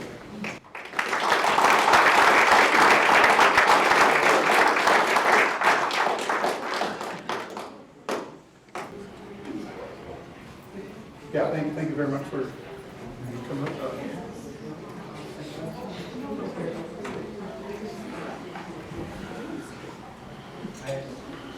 Hello, thanks for coming out. I'd like to thank John Henry Charles for the opening prayer. And my second year and my nominated, we already did this in Montreal Lake. But I'd like to thank Ivy Bird, Elder Ivy Bird for nominating me, and Elder Amelia Beatty Hunt for seconding the motion. I'm going to talk about myself here real quickly. My name is Tammy Beatty. I was born in Saskatchewan, but the majority of my life I was raised here in Prince Albert. I went to school down west at Queen Mary Community School and graduated about a block away from that school at Westmore Public High School. I went straight from high school right into university. I got into my third years of studies at First Nations University of Canada, but my band funding got cut short. I'm a single man, no children. I'm a very stable person, as I have been renting my own house for the past 10 years since I was 18. Law-abiding citizen. I've never been in trouble with the law, never been in the back of a cop car. I don't smoke. I don't have no gambling addiction, no really hardcore addiction with any drugs. And I think most of that is due to me being in organized sports and growing up playing hockey. And I also was in summer science camps that are held at at the time it was University of Saskatchewan, but now it's Polytech. And they were ran by the University of Saskatchewan. But I'd like to start by saying, I started skating, playing hockey, and my first platform revolves mostly around hockey, but organized sports is just in general. I feel like that helped me build the man that I am today. I first started skating in Weaquin, on Weaquin Lake in Montreal Lake, just on the lake, just a pond. And then my very first hockey team that I was ever on, I was 7 years old. It was Montreal Lake Predators, and we practiced, and our home rink was on reserve at the Christopher and Desmond Memorial Arena. As a Montreal Lake Predator, I was of the age of 7, 8, and 9. We traveled to Prince Albert to play against PA teams in the PA minor hockey. PA teams meaning like East End Rangers, East Hill Canadians, all the other clubs that are around town. After moving away from Weaquin is where I would stay. I never lived in Montreal Lake. I lived in Weaquin, which is just down the road from Montreal Lake. I continued to play in PA minor hockey, and my favorite thing to do while being in PA minor hockey, I wasn't even really PA minor hockey, was to attend all Aboriginal tournaments for youth, children, and then they have them for the adults now, called the KHL. Those are always fun to go watch. But the thing with going to those tournaments, there was never a Montreal Lake team. Oh, sorry, I shouldn't say never. Once or twice there was a team that was able to go to one called the Dakota Cree Cup. But even then, there was one game where we had to forfeit because only 2 of us showed up to to the dressing room. And I want to, for my first platform, I would like to get that rink running again with more teams like that. Like we were saying, that we have all these band members, and I'm sure all those band members have children that I would like them to get started in skating hockey, as it teaches you how to be a social group, be a teamwork player, and it also disciplines you. And that's my first platform. My second platform is education. It's about education, but more importantly, funding for education. As it's been always a problem since day one for me going into secondary schooling, and that's why I got cut off at my third year studies. Sorry, I got asthma. The funding in education, I believe, is a problem for post-secondary, as it feels like they're treating it as privilege and not a treaty right, where it should be a treaty right. We should be allowed to learn the cunning of the white man from the true meaning and intent as long as the sun shines, grass grows, and the river flows. This will take innovative thinking to include outside funding agencies. I can only think of one at the top of my head right now, which is Inspire.ca, and they are an indigenous charity that invests in Aboriginal education. I tried, back in January, I tried to go back to school. I was there for the semester term, but when I went to go sign up for my classes, I got denied as I owed them over $4,000 in tuition. The band wouldn't pay for it. Tried to become a teacher, but now I'm in a position where I want to become into politics. I noticed there are 3 people here that are running in this election that already have teaching degrees. And that is what I want. If you Google First Nation profiles, it has all bands across Canada listed on there. And in this list, you can, the acronym is FNFTA, which stands for First Nations Financial Transparency Act. This has a list of the yearly income of all chief and council for the past decade, I believe. And if you look at these numbers, a good majority of the people on that list are getting paid $90K to $100K. If you look at those numbers, that is, in a non-Aboriginal world, that is what a person with a master's degree makes. This is why I would like to get my degree. I don't want to have to be rely on the band. Okay, just one.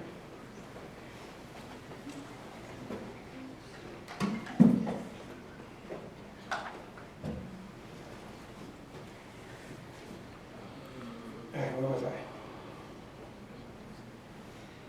Oh, yeah, I guess that's all I have to say about for the second part. Work for me and I will make sure that all people off reserve that want to go into secondary training, we will make that happen. Because I don't want to treat other people as if it's a right, it's a privilege. It is a right. For my third platform, I'm just gonna really quickly, I guess I'll just talk about myself. I am, for the past 4 years, I've had a business, I call it res-to-res ride shares, where I drive people at a low cost for transportation here in Prince Albert, but we have traveled people to Regina, to Montreal, Peyton, the Red, countless places. And we do negotiate prices at a fair price. But I have never gotten any help from the band, as there is no small business development over there on the reserve. At 9 years old, I worked for Nelson Silviculture, cleaning up vans and buses. Nelson Silviculture was a small, or I guess it still is running, but it was a small business that employed over 80 people. I was a 9-year-old boy with over $1,000 in my bank account. I would take my friends to Silkins Dents or Buddies during lunch hour when I went to Queen Mary. And finally got in trouble from my dad, as I didn't know you could look at my bank statement. And yeah, lost all that money. But it was a fun run, and some of those friends that I was having fun with that money with, one of them was one of my best friends, Dusty Bighead, passed away due to violence, gang violence to be more important. And some of my friends growing up are in jail. And I believe they did not have the opportunity that I did with hockey as an organized sports and being involved in sports. They did not learn the discipline. Yeah, I guess that's really all I got to say. Come when polls open on the internet, March 20th, vote Tammy Beatty for Urban Councillor. And then, of course, on 31st for polls. Vote Tammy Beatty, Urban Councillor. Thank you for letting me talk. Have a good night.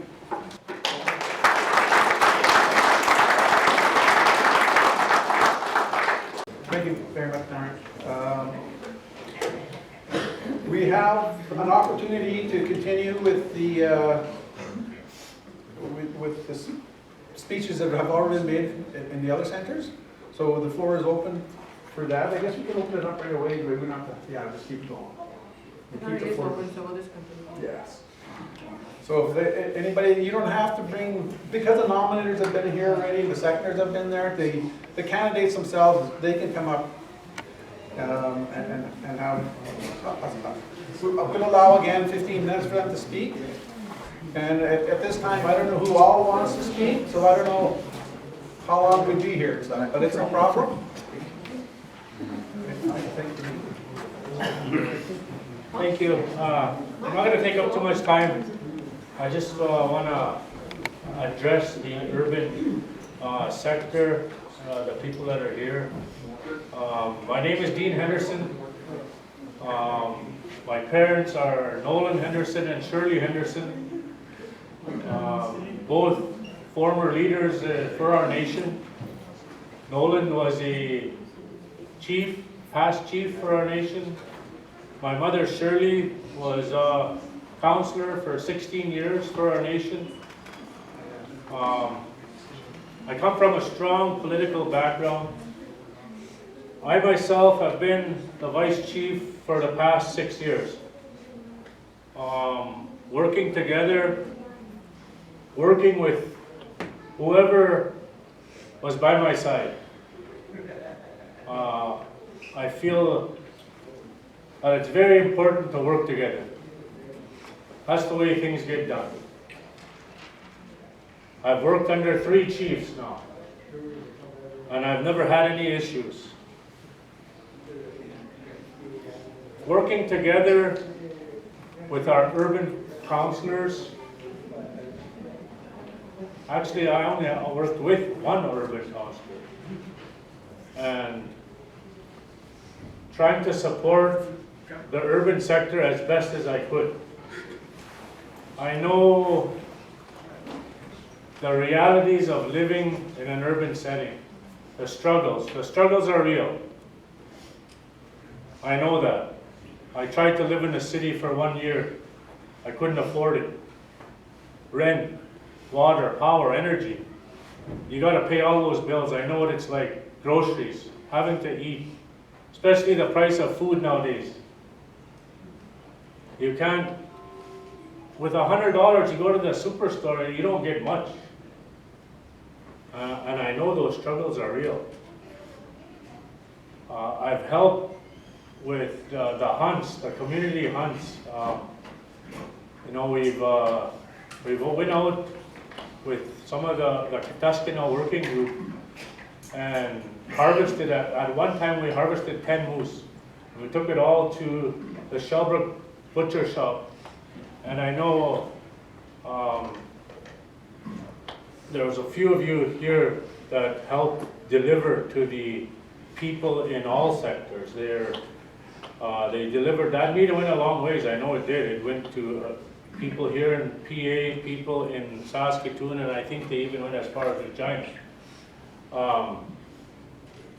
I just, want to say that I'll continue to support urban in whatever manner I can. And I don't want to talk about what I've done in the past 6 years. I'm not a kind of guy that likes to brag about what I do and what I've done. It's just not me. I'm very humble, and I just want to, I'm not going to take up lots of time. If we can even, I got 15 minutes. If you guys want to have a smoke break, I'll save 10 minutes and you can take a little smoke break, and I'll just stand here for 10 minutes if you guys have a smoke break. So with that, I just humbly ask for your support come election day. Thank you to my nominator, Roger. I don't know if he was here. I was sitting in the corner here. That's the only place I could get a seat. Oh, Roger, thank you. Thank you for being here. And my seconder, Harry Tools, Halkett. Thank you for nominating me. And I want to wish all candidates, chief candidates, Montreal Lake candidates, Little Red are acclaimed, of course, and our urban candidates, I want to wish you all the best of luck in this campaign. Safe campaign, clean campaign. As a kid growing up in a political lifestyle, it was dirty. I knew it was dirty. As a kid, I knew it was dirty. I heard all those negative things about that person, this person, and that's not how we are today. So let's be clean. Let's have a good campaign, and I wish you all the best of luck. Thank you.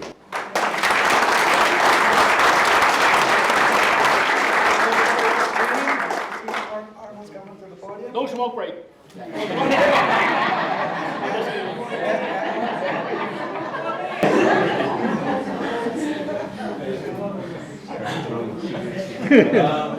Cancel the smoke. Stumps in the Naskamo, John Henry, the one that Eldon calls him the Duke. Naskamo, Naskamo, Shiman, Tony Staff, Boyan. For those that don't know me, my name is Arnold Kikauho. I'm running for Underserved Council. But I did live on urban too. I was part of the urban but Eldon was mentioned board of directors. So I was a vice chief of the committee for 6 years. 2 years I was dean, and then 2 years as band councillor. Then I decided to take a break. I went back to school. I went to SIIT for a couple of years. So I lived in urban for 7 years. So I went back to school, SIIT. I have an addictions diploma. And the reason I'm running is maybe I'll have a stronger voice with all the addictions that we have all over, not only on Montreal but other reserves. So that's the reason I'm running. And also, we need people that are fluent in Cree, at least a couple in council. So that's why I'm running too. I'm fluent in Cree, and I can translate for elders or anybody in Cree. And I've done that when I was doing my practicum in Saskatoon, the Maxi Center. There's a lady from up north that didn't know how to read and write and stuff like that. So I helped her with her plan. She spoke in Cree, and I translated. So that's what I can do. The other thing too, what else can I say? My late parents were Amos and Sally Naitauho. My dad was I believe was a counselor at one time. My brother Simpson was a band counselor for many years. Also my sister Delia was a band counselor. And my other, my first cousin, Chief Henry Naitauho, was a band counselor. And let us remember today too, our Chief Richie Burt's birthday was today. I remember that. When 2000, on the 15th today, I started working at the health center. I was a medical taxi for 5 years. Then I became a counselor. And then Then after that, like I said, I took a little break. But I'm back home now. I'm staying at my late mom and dad's place. And I asked for your support on the 31st. I'll be having a dinner on Friday. Burgers, bannock burgers. And somebody put it on Facebook. I want 4 for you to get neck bones, so I bought some neck bones today. So anybody in Montreal Lake, come and visit me. I have buttons there and I have a pamphlet ready. Come and visit me. Like Dean mentioned here, we just don't only help our First Nations. Like I see people at 7-Eleven or Tim Hortons, no matter who they are, I still help them out. So that's how we are as First Nations. Give us a get again.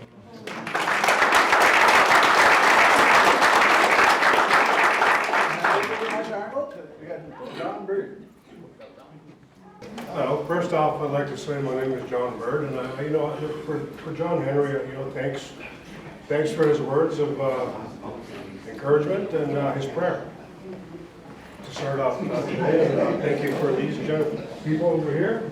They're doing an awesome job. It's tiring. It's 3 days for them. Thanks to Conrad over here running the camera and the phone. Anyways, I'd like to start off with a little about myself. Born September 9th, 1970, to Naval Bird and Floyd Roberts of Sturgeon Lake. 3 months old, I was raised by whom I call my mom and my dad, late Sylvia Henderson and late Mervyn Henderson. And I became my journey began there, living. By the time I was 9 years old, that's kind of like when my world went different. My parents had divorced, so I ended up in the residential school. I'm not going to dwell on that too much because that's already had been in my past, and I've already dealt with that demon that I've gone through that process. And living in all, growing up and going through all aspects of living in life. I've been on the street. I've been looking for something to eat, but mostly I've been looking for something to drink because, I did become an alcoholic. I became a drug addict, which I'm both recovering from. There's no amount of time that I can say that I've been sober. All that matters to me is today. There's 24 hours in this day, and I wake up every morning and I pray and I plan on just being sober for today because my children appreciate it. The things that I've done for them, the things that I've sacrificed and given. And, there's, in politics, every now and again, we go through a rebuild. Once we've seen things that we don't appreciate, and then we get people, when the call out comes, we get a lot of people standing up. And some people are seeking a rebuild. But I think for myself personally, this time around is not a rebuild, it's a retool. Like we've got all the resources, we've got everything implemented and in place. And the thing that I appreciate about elections is we have different ideas, different flavors coming out, and different ideas to pursue what we already have in place. It's changing slightly, but not incredibly. Whereas we're not dumping programs, we're not bashing, we're not, I understand there's a lot of talk about treaties. Very important. We have lawyers in place that do help us, but my focal point is to help on the reserve. There's 3 things that I like to see in a leader, and that's empathy, sympathy, and compassion. And I believe that we all have that instilled in us. So we're not, we have a fundamental grounding that we can start from. And I think those are 3 key things that we can do to start off with. Empathy is to know what somebody's feeling, to feel what somebody's feeling. And sympathy is to know how they are feeling. And compassion is to suffer along with them, with what they're going through. And we all have that in us to help each other along that way. You know, we should not build animosities like one person's done this, one person's done that, you know. It all becomes like crabs in a bucket. You know, just to use that analogy, we have one crab trying to climb out, the other one's going to drag him back in. We should all be encouraging ourselves and each other and pushing each other to strive for better things in our lives. You know, we have money coming soon. What I'd like to see for that is financial advisors coming out to the reserve, have an assembly, get people interested in trying to invest, get people interested in compiling their monies to do something, create a business, or just to save so that they have something to last them, you know, a little while longer, instead of just for today, which I understand is, there's nothing wrong with that. But as a suggestion, it sure would be nice to see that happen. And, you know, with our mental health that we have in Montreal Lake, you know, I struggled through that too, through COVID. And this last year has been extremely difficult for myself and my daughters because I'm going through the loss of Granny.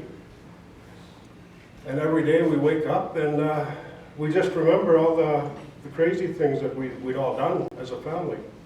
We're just minus one. So we're trying to fulfill that emptiness by recreating things that she had done for us and with us. And we're doing no good, you know. We're still here, we're functioning, and it also encouraged me to do what I'm doing right here today, is to stand before you and ask for your support on the 20th and on the 31st. Because I'm standing up for a position in the Montreal Lake Cree Nation, 106A. But that doesn't, you know, that's only from where I'm from. There are other areas that we represent, and not just our own territory. So our territory is expanding and it's getting larger, you know, and we all just need to struggle and understand each other and communicate. I think communication's key for that aspect. You know, you can't go, even in your own home, how things fall apart, you don't communicate. You have an idea what's going on, you go and do it. But you're not communicating to anybody else, so that's falling apart. Same thing as politics. You're doing something, you're not communicating to your people, to the membership. They're also your family, they need to know what's going on.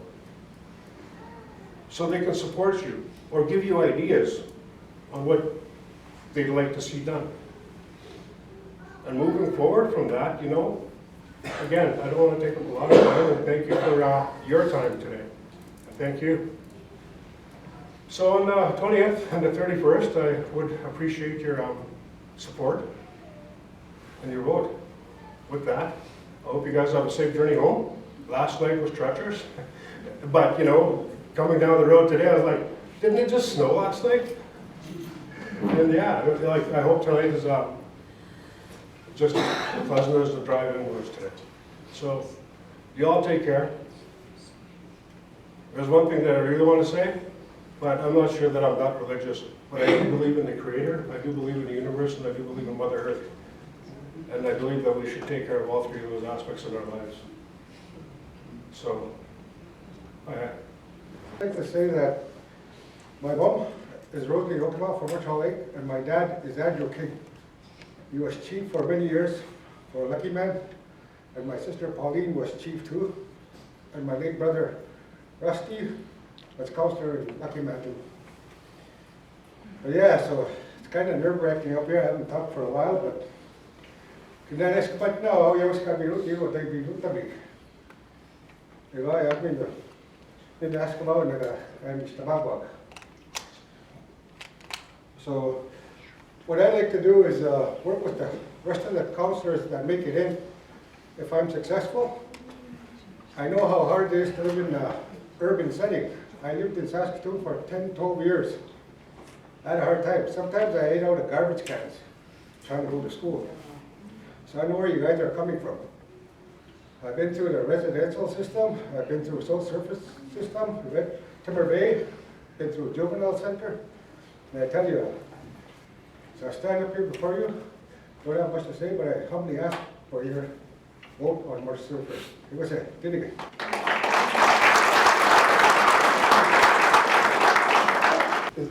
I see Troy's he's coming up to the podium. Just getting Rick a coffee.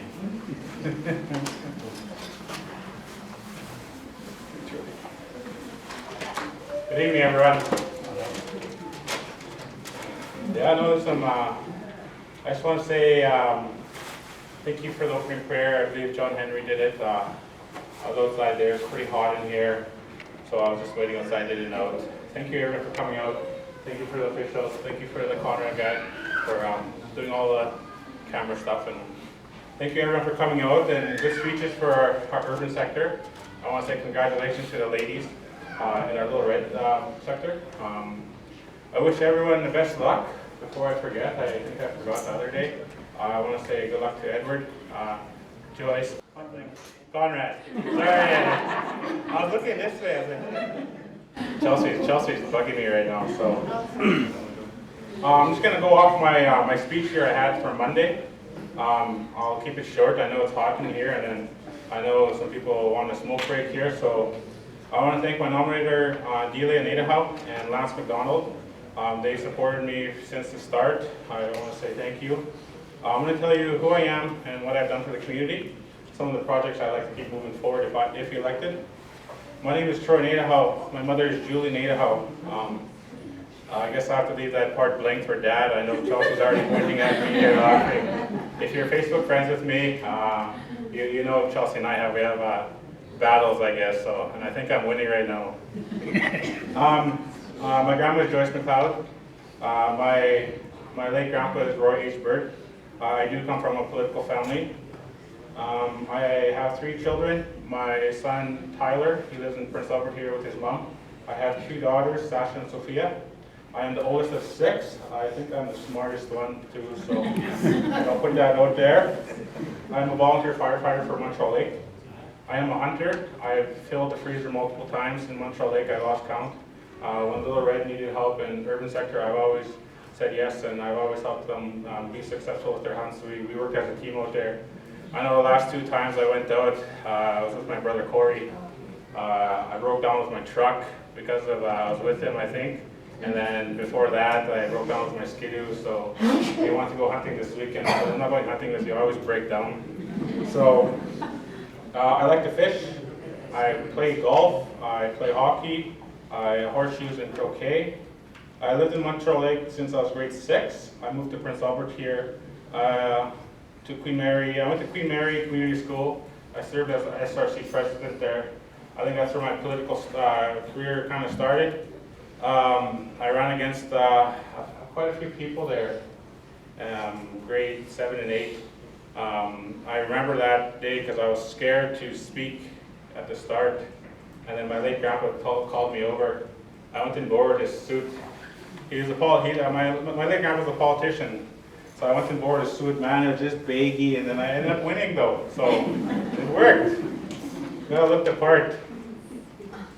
I graduated in 2009. I played football at Carleton for 4 years. A few concussions there. Minor hockey here. A few concussions there. So lacrosse I played a little bit.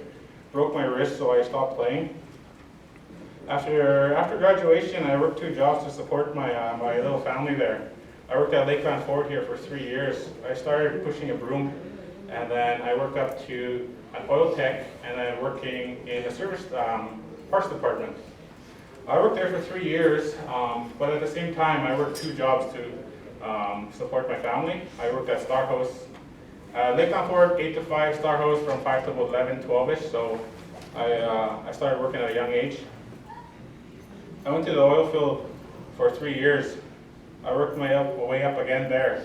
I had a shovel and a rake and started from the bottom, worked my way up to a supervisor, and then an operator.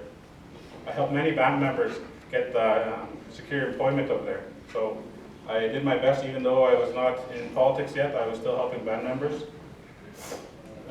Moved back to Montreal Lake, 2013, began working at the arena as a maintenance man. I worked at the health center as a custodian, a taxi driver, and a security guard. Then I moved back, I went to public works as an operator. Then I was elected in 2017 as a band counselor. I don't like to say I lots because I couldn't have done this without my team that I worked with. There was a speaker before. I worked with 3 chiefs and councillors. I worked with 1 urban councillor. With urban councillor, every time he called or texted me, I was always there to support. Band members in Little Red and PA here and all over, whenever they needed help, I was always there to help the best I possibly can. And I think of us as a big whole band. I don't look at us as different sectors. We're all one big family, one big band, so I help best. I don't see where, if someone's here, it's like, I don't point them to Eldon or Little Red, I don't point them over there. I help my best, and I work with a team with Eldon or Little Red. I work with them to just to help the band member out. Sometimes you need help and you gotta ask, right? In Montreal Lake, I updated the fire truck. I fixed up our sliding hill. I helped build the youth center. It took 4 years, but we got it done. Worked with the store, MLBV. We built a skate park. I've helped build 4 parks in the reserve. Daycare, school, old sub and new sub. I brought in thousands of dollars of donations to our community sports and rec program here in Montreal Lake and in Little Red. I've updated bands in multiple programs. I started a shuttle service to Prince Albert for the ones that couldn't afford gas and ride here. In Montreal Lake, you have to pay about $80, $100 just for a ride here and back to grab groceries, and that's I didn't like that, so I created a little program to help those who needed help on the reserve.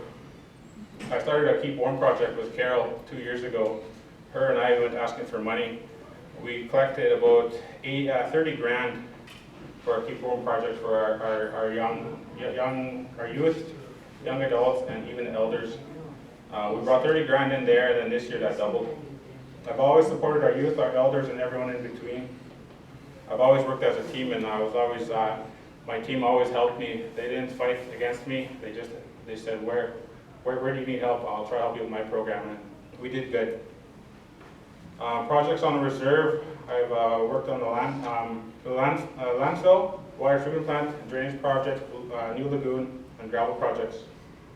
I've worked on capital projects for the reserve, but I've also secured other projects for the band, creating revenue and jobs. Public Works was in the minus when I got it. Kind of brought it up to par a couple of years later, and then about 6 months ago, 7 months ago, we got an update. We were 1.4 million in the surplus. Getting the band out of debt, I worked with a team there, and that was hard, but we were able to do it. We're still in debt, but we're in good debt. A bad debt is where we have creditors calling us every week, saying, where's our money, where's our money? This way, we worked with our bank, we got a loan, we paid off this creditor, so they stopped calling us. Now we work with our bank with low interest rate. I updated equipment for Montreal Lake, updated our excavator loader. A few years ago, we did our backhoe, our grader, and the septic truck. In Little Red, I've helped get their blue building going. I've gravelled the roads many times. I also helped this past year get their new equipment, their new loader. They needed it. I've always said, I know we had a hard time finding money for that loader, and then we're looking for a second or hand-me-downs, I guess. And I said, no, I don't like that. So the team and we got together, and we were able to get them a brand new loader. Updated their health vans. I worked with their youth center there. Keep Warm project was there. Capital projects, I'm a big advocate for them. With the new lagoon, garbage dump there, and their water treatment plant. I've always helped the best wherever I can. I've always done my best, and some of the programs I'd like to keep working on, if you're elected, is our light project in Montreal Lake. We're lighting up the soccer field and baseball field for our youth and our young adults. I'd like to build a dirt bike track there. And I've also, one of my wish lists is an indoor swimming pool for Montreal Lake. I got the blueprints and I got the cost of it, and I just kind of ran out of time looking for money. There's some proposals I worked on with my team. We're approved for a new fire hall at $2.2 million. That's feasible studies are coming up soon. Our transportation went for a new charter bus to take our youth to FSIN or those big winter games or summer games, stuff like that. And we got approved for a $1.2 million loan there. That's good to go. We just got to pick out our charter bus and our van for our help. I'd like to finish the nursing station in Montreal Lake. I got that project about 5 years ago. We had no money. We had creditors calling us, and it was a tough one. That is one of my toughest projects I've worked on. But we got the funding. We're good to go. It's starting. We will be done middle of August, that project, so I'd like to keep working on that if you like it. I'd like to thank everyone for coming out today, and to everyone that's running, good luck. I've been here through the good times, and I've also been here through the bad times. In each sector, I've always helped wherever I can. So I ask for your support March 31st, 2023 here. Please help me continue to work for Montreal Lake. I say Montreal Lake because I believe all three sectors were one big group, so I don't look at it different sectors. So I ask for your support. Thank you, everyone, and safe travels.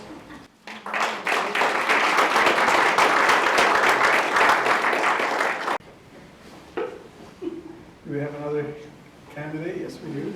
Carol?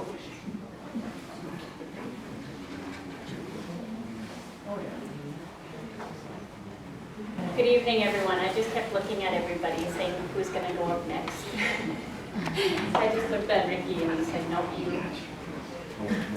So, my name is Carol Nakauhau. I'm running for councillor on reserve for Montreal Lake. I want to start off by saying thank you to our elder who said an opening prayer. Thank you to our Creator for allowing us to be here today. And thank you to our officials for doing their part, and Conrad for going live. So yes, I've been in council for 2.5 years, and it's been quite a learning experience. What I've done, learning on the go. It's who I am as a person. What I find is the best way to go.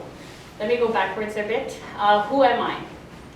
So, my parents are Virginia Nakauhau, and my dad is George Valentine, so he's here somewhere. He's probably sleeping somewhere.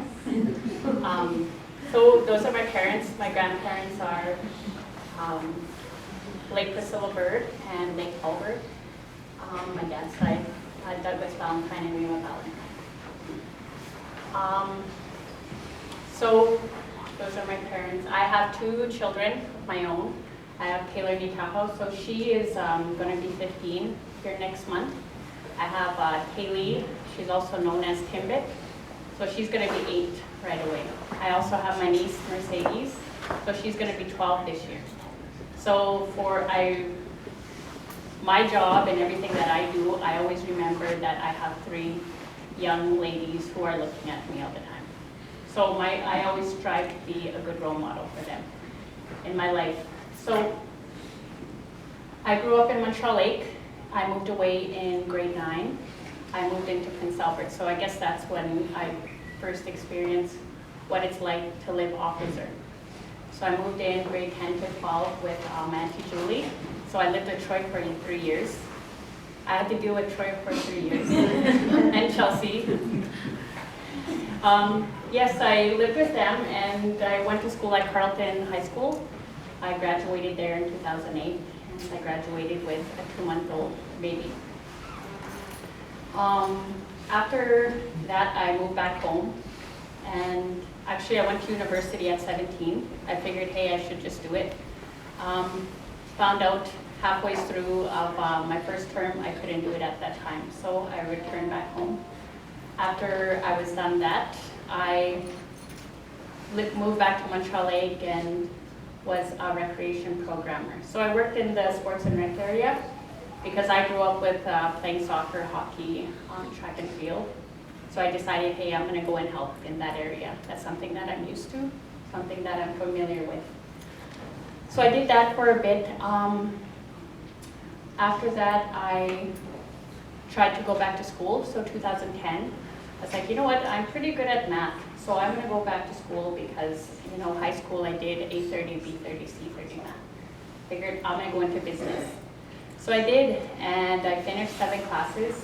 So I experienced what it's like to be a student at that time. From there, I wasn't successful. I was asked to discontinue. So I was 19 years old. I didn't know. I listened, right? You know, they said, you need to discontinue. This is why. And I was like, well, I passed 7 of my classes. Why am I? But they just told me I had to. So I listened at that time. I didn't have a voice at that time. 2010, so after I quit, you know, discontinued, I moved back home. From there, 2011, I went into teaching at the school, working at the school as a teacher assistant.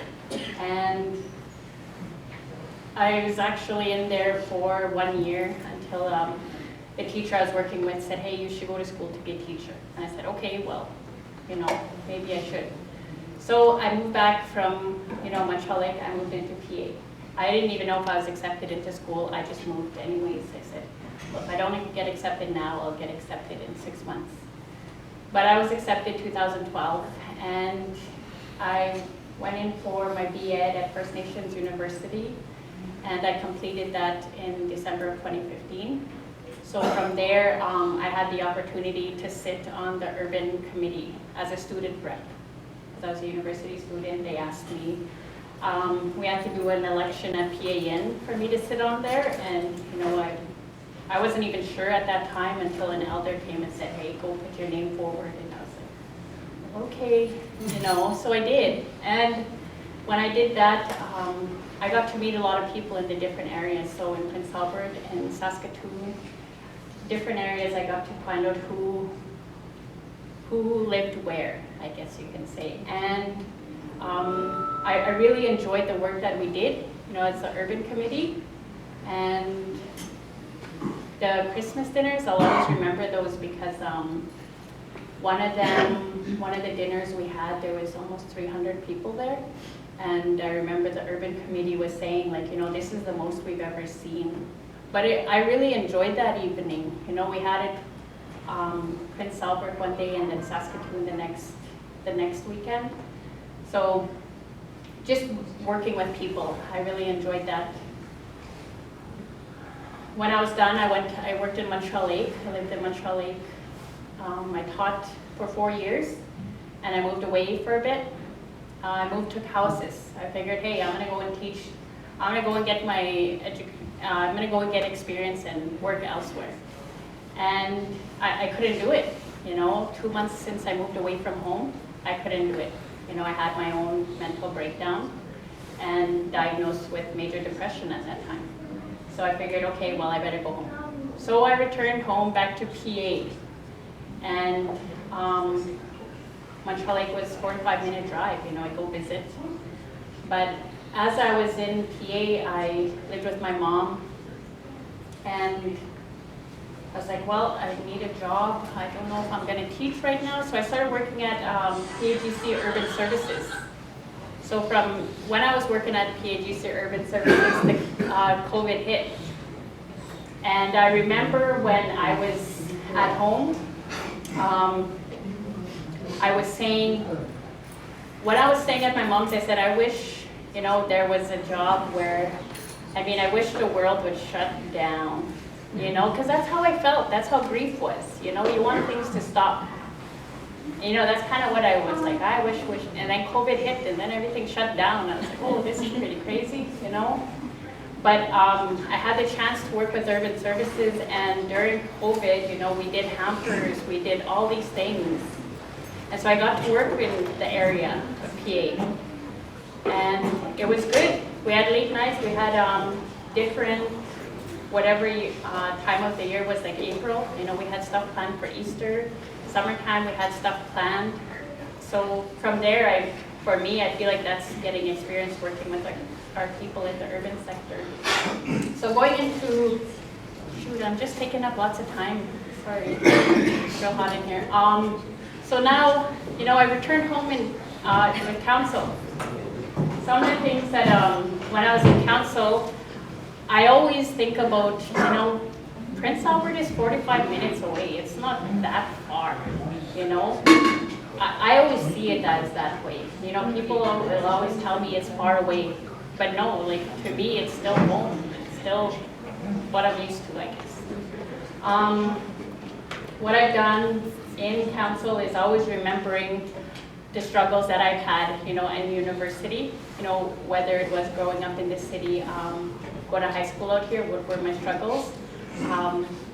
Yeah, so I always think about that. I always think about the people who reached out to me when they needed help with anything.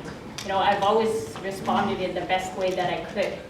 So I'm thankful for the Jeff, Eldon, and the urban team that they had, because they just reach out to them all the time. You know, whatever it was. Sometimes I would get those phone calls. We all got the phone calls, you know. We have our members who live off reserve, we always got the phone calls. But we responded, you know, because it's not different. We may live on reserve, but you know, we respond to help in the best way that we can. There's a lot of things that I am still learning about in council. And I guess the biggest one, like I've been asking questions about, is always working for our treaty rights. You know, I've learned about our treaty rights, but right now, you know, today, how they are in society today. You know, I was having a conversation with Charmaine the other week because I actually was, you know, looking at my bills, and I realized that, hey, I'm paying taxes on reserve. And so I contacted them, you know, I shouldn't be paying taxes. You have my status number, you know, why are you charging me? So then they credited me $1,200 on my SAS Power fee, and I was like, okay, well, you know, so I started telling people.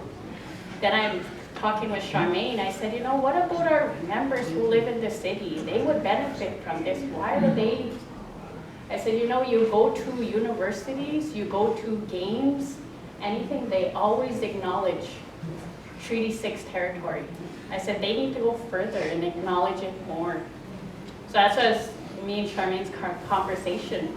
So if they're acknowledging it more, acknowledge that we don't have to pay taxes on Treaty 6 territory. You know, acknowledge it more. That's something that I was thinking about, and we need to acknowledge it ourselves and push it more. Push more for our Treaty 6 rights. So that's something that, you know, just I've been thinking about lately. 3 minutes left. One of the biggest things I've been thinking about, the phone calls are coming because, you know, as a health portfolio counselor, you know, our elders, you know, who are living in the cities, who want to come home. You know, they want to come home to visit, they want to come home to live on reserve. We don't have the space right now on reserve, right? We don't have the services. Last summer, I got the phone call from Leigh Thompson, and he said, I think it was like 11 o'clock at night, I got a phone call. He said, I want to come to Montreal Lake. I want to come visit. And I was like, okay. And then he's like, no, Carol, I want to come home before I die. And I was just like, you know, I was like, don't say that. But he's telling the truth. You know, not knowing that a month later, he did pass away. I'm glad that the team that I worked with, you know, we brought him to our Elders Wellness Day. You know, we had one of our band members, Carmen Natauho, asked her, I said, hey, can you be Thompson's nurse for the day? He needs a nurse in order to come to Montreal Lake. And so, yeah, she stepped up, and for the whole day, she brought him, picked him up. You know, the conversations they had that day. So to me, like, that's something that's really, really needed. And like I can't be up here promising, you know, anything. I know that. But I do know that what I will do is to continue working my best for our on reserve, off reserve, you know, all of our members, our Montreal Lake members. And I'll leave it at that. March 31st, I ask for your support and vote for Carol. Thank you.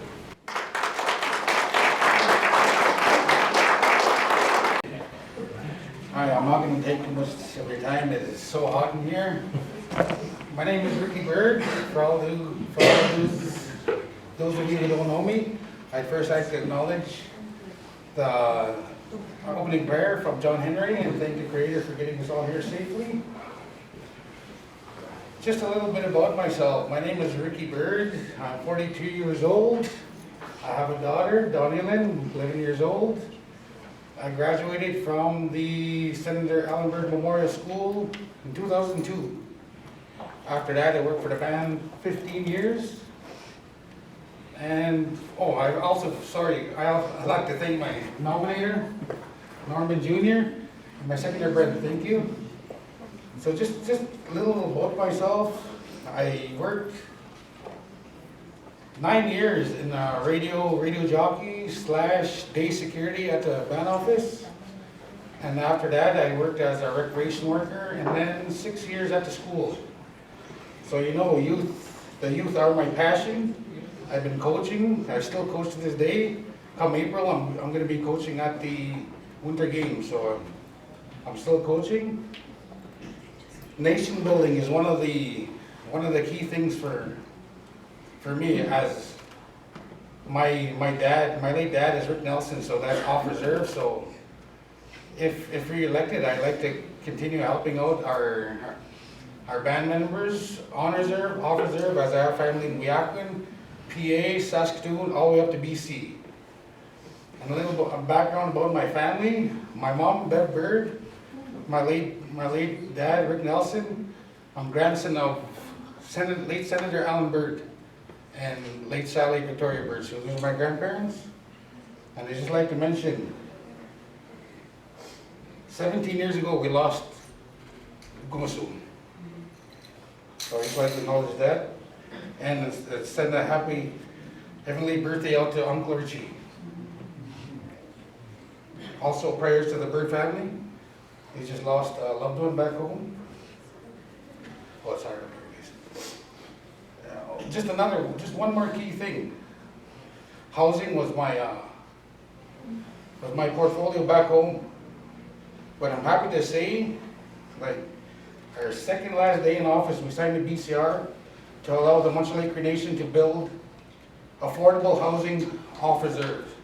So I hear about struggles, living, rent and everything, so I'd like to thank the team. We signed that BCR so we can move forward to build housing off reserve. So with that, like I said, I'm going to keep it short and sweet.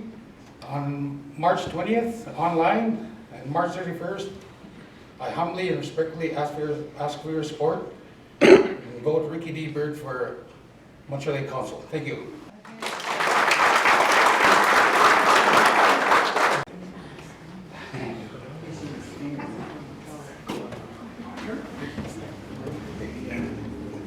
Make sure I don't forget to press record. Hello, my name is Alan Conrad Nitao, and I'm almost 50 years old, like many of us, and I'd like to thank the John Henry Charles for the opening prayer, and also all the elders that are here, and also all that are participating. And I wish luck to the incumbents that are running, and also the ones that are actually running for office, also here in Prince Albert and Montreal Lake and Urban. And right now I drive a school bus for the Senator Allen Bird Memorial School. And I'm also the media guy on the reserve kind of thing. But what I would actually like to suggest with that is that Montreal get its own YouTube in a sense, because everything goes in their mind, and my grandchildren are making TikToks and they're going on this and all that. So, but that would be interesting to see, and also maybe well, there's some Facebook pages, but they're all different and separate. I guess in a sense, communications person is needed, and I think we could make an effort to find money for that. And I was listening to the bios of some of the people, and they were talking about how many kids they have, but I don't really want to go there.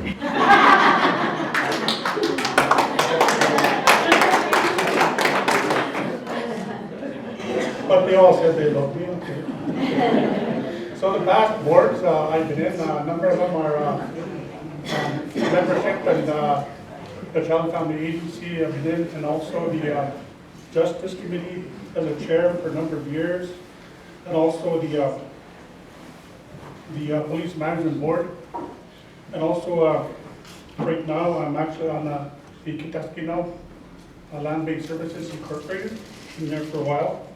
And the Cree Language Project, and the work that we're doing there is we're building an app that we can use, and Beverly is one of them that likes to use their little app to teach the kids, and that's something that we've actually created. And most of the stuff that comes out of the material to teach is under Y dialect, and for us, we're developing our own for the TH dialect for our own particular community. And we have a young fella, Kevin Waddell, who's teaching us all that, and he's really patient. I'm glad he is. And also, some of us mentioned losing our language. And that's partly why we do that, is to preserve the language and the culture. And that's what the whole idea of the Cree language program is. And we're working under Charlotte Ross, who's doing her PhD. And she's continuing to look for money also. And we're also working with others in that area. And the traditional teachings are one of the most important things that we need to continue with our youth. And like what Jared does here, and his Larissa Beatty and the other people that are working the land-based, and that's really good to see it. Actually teaching them the important skills that we were supposed to all have, the traditional ways of our people. And also the other community programs like the Sports and Rec with Brent and them, and the other important programs like the health programs that are really important. All the community events that you see, and all of us buzzing around and taking extra hours in our time to actually make things happen is really good. It's good to see, and as a leader, I would like to take part in that. I organize stuff like that. And I was actually thinking back about that. I was actually in a men's group a number of years ago, and I was actually the garbage man at the time, and I organized a family conference, and those are one of the things that made me those are one of the things that I think about when you think about encouraging other people to do something different. And also you can see that I'm handling cameras and all that, and that's a part of my training. I went to Ontario for a little bit and lived among the Ojibwe people. And when they were talking about treaties, the stuff that we learn in school about treaties, we don't really teach here too much. But when I was in Ontario, there was a treaty day there, and they actually collect $4. And then I thought about, well, I guess that's two tunis and pick up and all that. And then I really thought about how much we've been shafted by the government for years.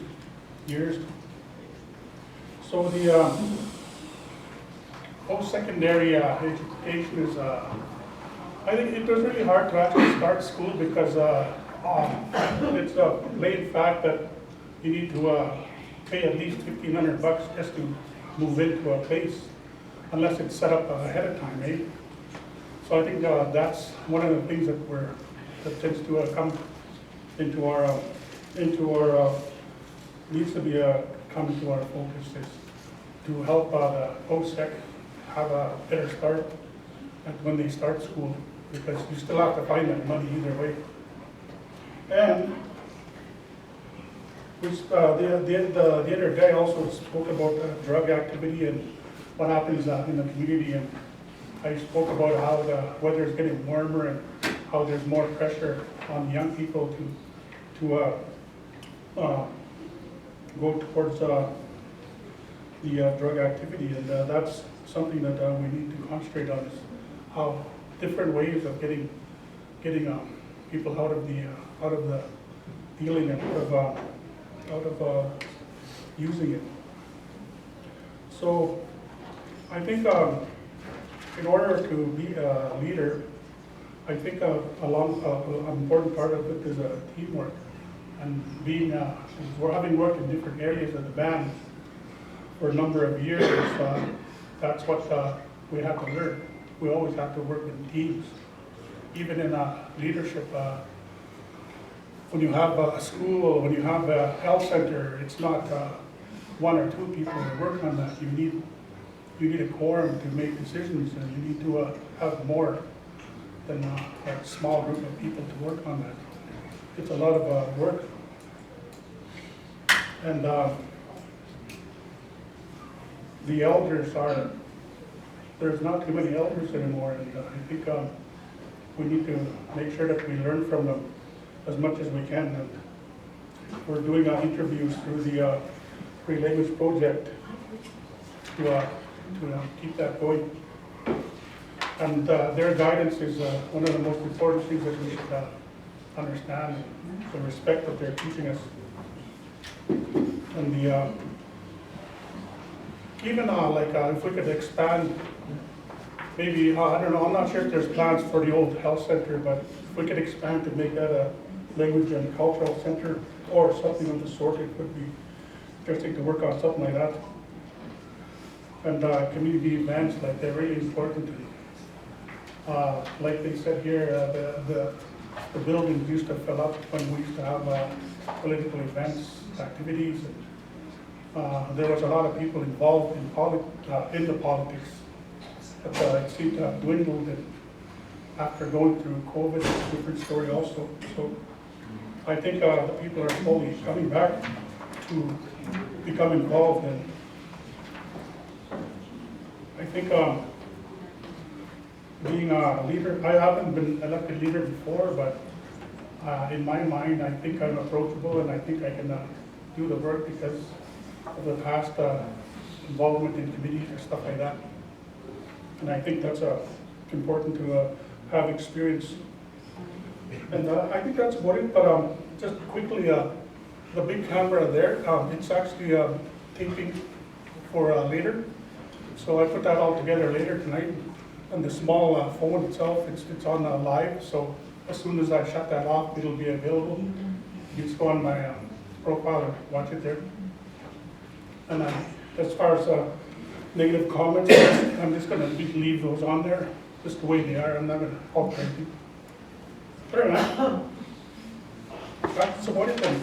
On March the 31st, I ask for your support for council for Montreal. Thank you.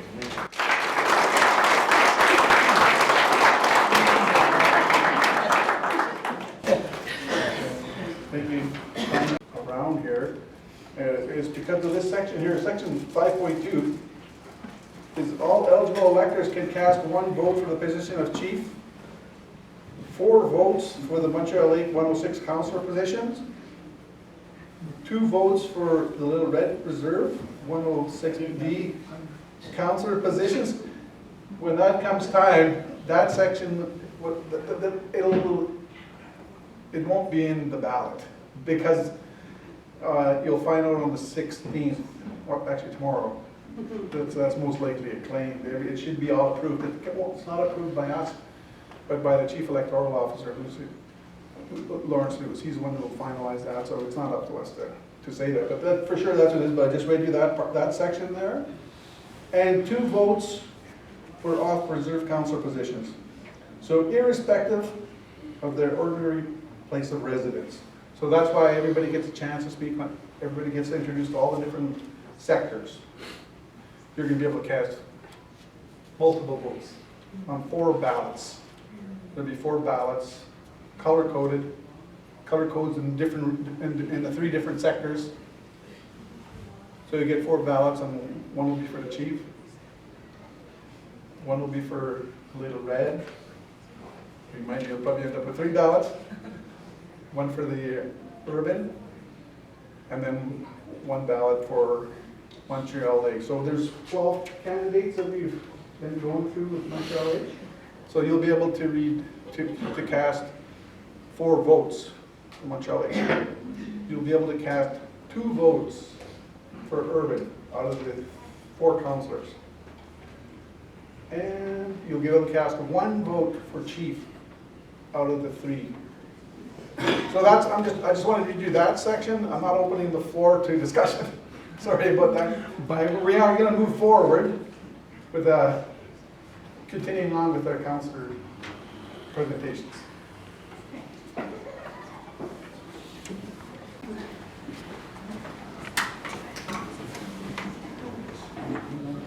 Well, I hope I talk loud enough for everybody. One thing I guess I want to start off with is I know everybody was doing a background of their families and where they come from. I'll just go with my sisters because that's the same family. So yeah, my mom is Lizzie Henderson. Grew up down a lake. I didn't know we'd actually have an opportunity to speak in 3 different sectors, and I thought, okay, by tonight maybe, you know, I'd be less nervous, but I'm not. I'm still nervous. I guess for now, the first thing I'd like to say is I think the last 2 meetings that we had, I forgot to thank my nominator, who was Tyrone Bird, my seconder, Kaya Helkett. And last night I thought I was going to remember that little red, but I don't think I did. So, but anyways, I'd like to thank them for me being up here. Also, first of all, I'd like to send condolences to the family who lost their loved one. Just been thinking of you guys, and you know, for the days to come. And we as a family definitely know what grief is, how it affects people, and how from a community we all feel that. So again, I just like to send condolences and prayers to them at this time. So first of all, I'm going to start off, I'm going to mention Stephen Stam. He was here earlier, I don't know if he came back, but as we walked in, he had an allergy reaction. I made sure it wasn't his heart because he had a heart attack a few years ago, but he's okay. And it was kind of funny because the first nominations in Montreal Lake, I actually almost forgot to nominate him. And then, so anyways, you know, he texted me, and I said, yeah, I will say better because I just barely got through my speech because I was so nervous. And last night was even funnier because we went to Little Red, and he actually thought that me and Tyrone left him. And as we were leaving, he got a call from Dean Henderson asking if he got a ride, and we just busted out laughing. I'm like, how could I forget you? But anyways, it was hilarious. Anyways, he's fine. And he apologizes that he couldn't be here, so just wanted to point that out, Stephen, I'm sorry. So anyways, I come from a different platform. My background is social work. I worked in social work for about 10 years. I worked off reserve in many agencies. So that was an experience, gained lots of knowledge from different teachers, from different bosses, and that I'm grateful for. And there was the last place I was working before I came home, because I raised my kids off reserve for 20 years. And that was just to try and better myself. But once we lived in urban, like I said, it was tough. So I know what it's like to be urban, and I share a little bit of that. So I don't really want to go too much into that. But if it wasn't for good people, and I forgot to mention that when we used to go to Saskatchewan, I used to catch her at home with Lorna Descharmes, and I don't even know if I ever paid her gas money, but I feel like I still owe her because she gave me free rides. And I just used to love her company because we took a couple classes together, and I met a lot of great people in university, a lot of elders who taught me, you know, like I said, a lot of different things. So I gained that knowledge being off reserve, and I chose to work off reserve once I got my degree because there was no jobs in Montreal Lake.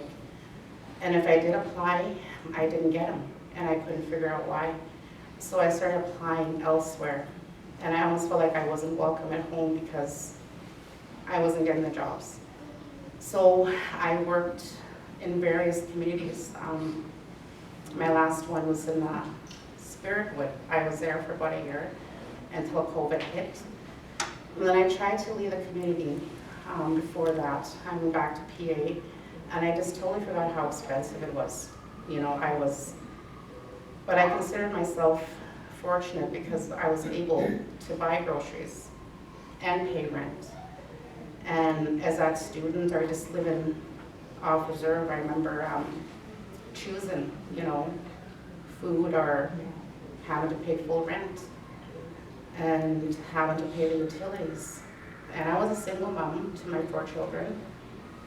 If it wasn't for them and sticking beside me, you know, believing in me, I don't think I would have came this far. They were my inspiration. When I used to be in university, it was funny because essay mode. So post-secondary students know what essay mode is. You know, you just get in the zone. And my oldest daughter at the time, Kaya, she came to me and she said, "Mom, before you write an essay, can you feed us?" And I started laughing before I got essay mode, because when I got there, everything was neglected. Dishes were piled up, you know. They fended for themselves basically in a good way, you know. It taught them responsibility. And through that, I had a few family members who really stood beside me. Tyrone, my son Cal, my niece Jemima, kudos to them for doing everything for free for me, just so I could pursue that degree. And I remember sometimes sitting there frustrated and not knowing what to do, like, well, how am I going to feed my kids, you know? And Tyrone would say, "No, just wait, I'll be right back." And then he'd come back, and I don't know how many people he owed, but he borrowed money so we could feed my kids, you know. I wanted to call home, but there was nobody to call. My mom, my sister, really financially helped me out. And so, for those who are struggling right now, live in urban, going to school, at the end of the day, it is worth it. You know, when I got my first paycheck, it was only half a paycheck, and I almost cried because, like I said, I lived on $1,400, and that was with 4 kids, and my rent alone was $800. So, you know, you do the math.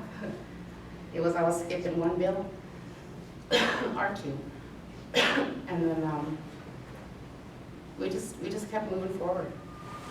And so finally, my last position, I was in Battleford. I worked for Canada Wayment Agency, it was called.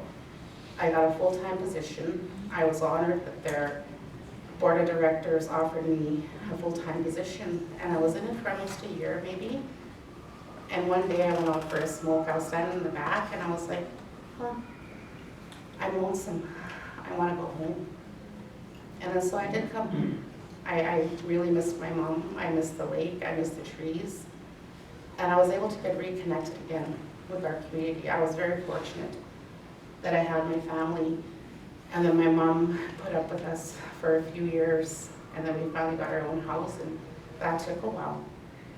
And I was frustrated so many times that I just left because, well, I need a home. I need to build my own, you know, roots for my children. And that was one thing that I always taught them was to always be proud of where you are. No matter where you are in this world, Montreal life is always going to be home. But for me, going back to my mom's growing up down the lake, you know, so seeing the on-reserve struggles, living off-reserve, you know, it was tough. And kudos to the ones who are striving to survive in an urban setting. You guys need that full support from, it doesn't matter, chief or council, you know, just even post-secondary workers, you know, support those students, continue to just keep pushing them, check on them when their essays are due, or just before exams, because those are the days they just need that extra push to say, yeah, we can do this. And believe in them, because those ones that are out there, they can come home and help us as a nation. They can come home with the knowledge that they gained out there and bring it back home.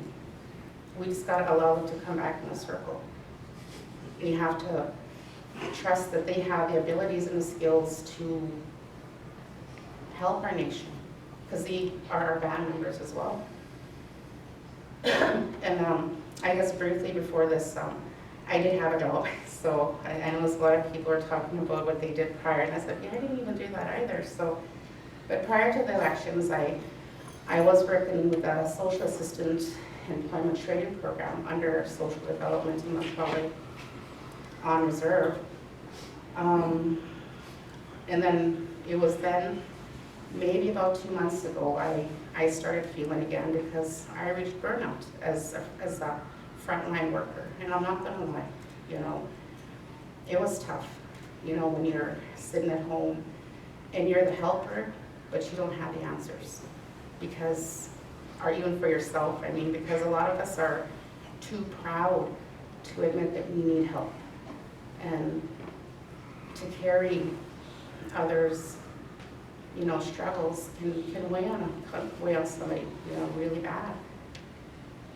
And then so a few months ago, I finally decided, okay, well, I'm gonna start feeling again. Because I had to protect my heart, I had to heal. I had a lot of anger and just, you know, comes with post-traumatic syndrome, vicarious trauma. But like I said, I'm a social worker, so it's kind of where my background comes from. So we got this, social got an inflation. I can't remember what it's called, inflation to refund. Oh, I don't know, I'm gonna get in trouble probably from my boss if I don't get it right. But anyways, so we didn't want, well, we wanted to do something different. We didn't want to just give out straight money.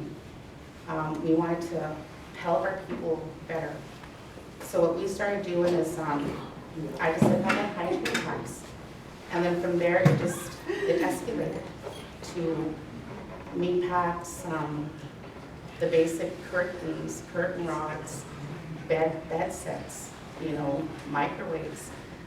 And that was really humbling to get reconnected that way with people frontline. And they, it was kind of interesting, it was kind of funny because when we were delivering, people were happy. Some people had comments where they haven't even bought new pots and pans in 5 years. You know, simple things like that. Hygiene packs. Some of them were just thankful, like Dove products. You know, just those things are, the little things matter to our people. And there was one individual, we delivered a microwave.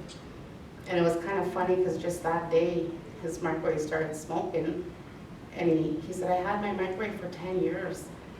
And then so, you know, just the little things and meeting those basic needs for our people really helped me start feeling again.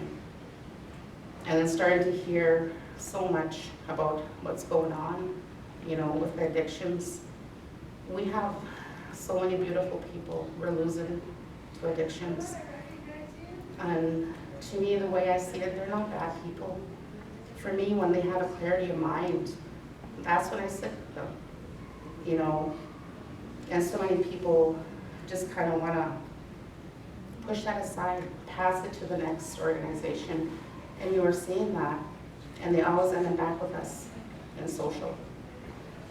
And I supported my boss as much as I could, you know. She just kind of just encouraged, you know, and we have a little team. And we're just a small team, but we try to do the best that we can for our people. And I was thinking about the urban setting, and it's good to hear that you guys were doing the same thing, you know. I wish that I had that when I was in university, but when we were here, we were alone.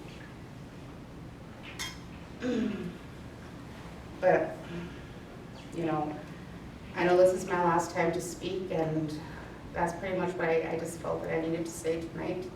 I thank you for all listening. Good luck to all the candidates who are running. And yeah, ask for your support, you know. Regardless if I make it in, I don't.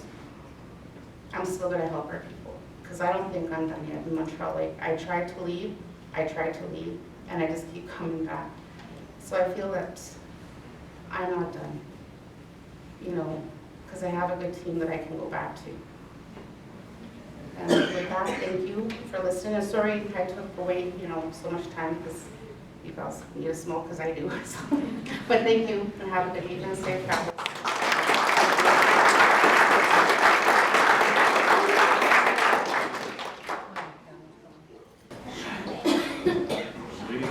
Thank you, sorry. Sorry, Ken, I didn't see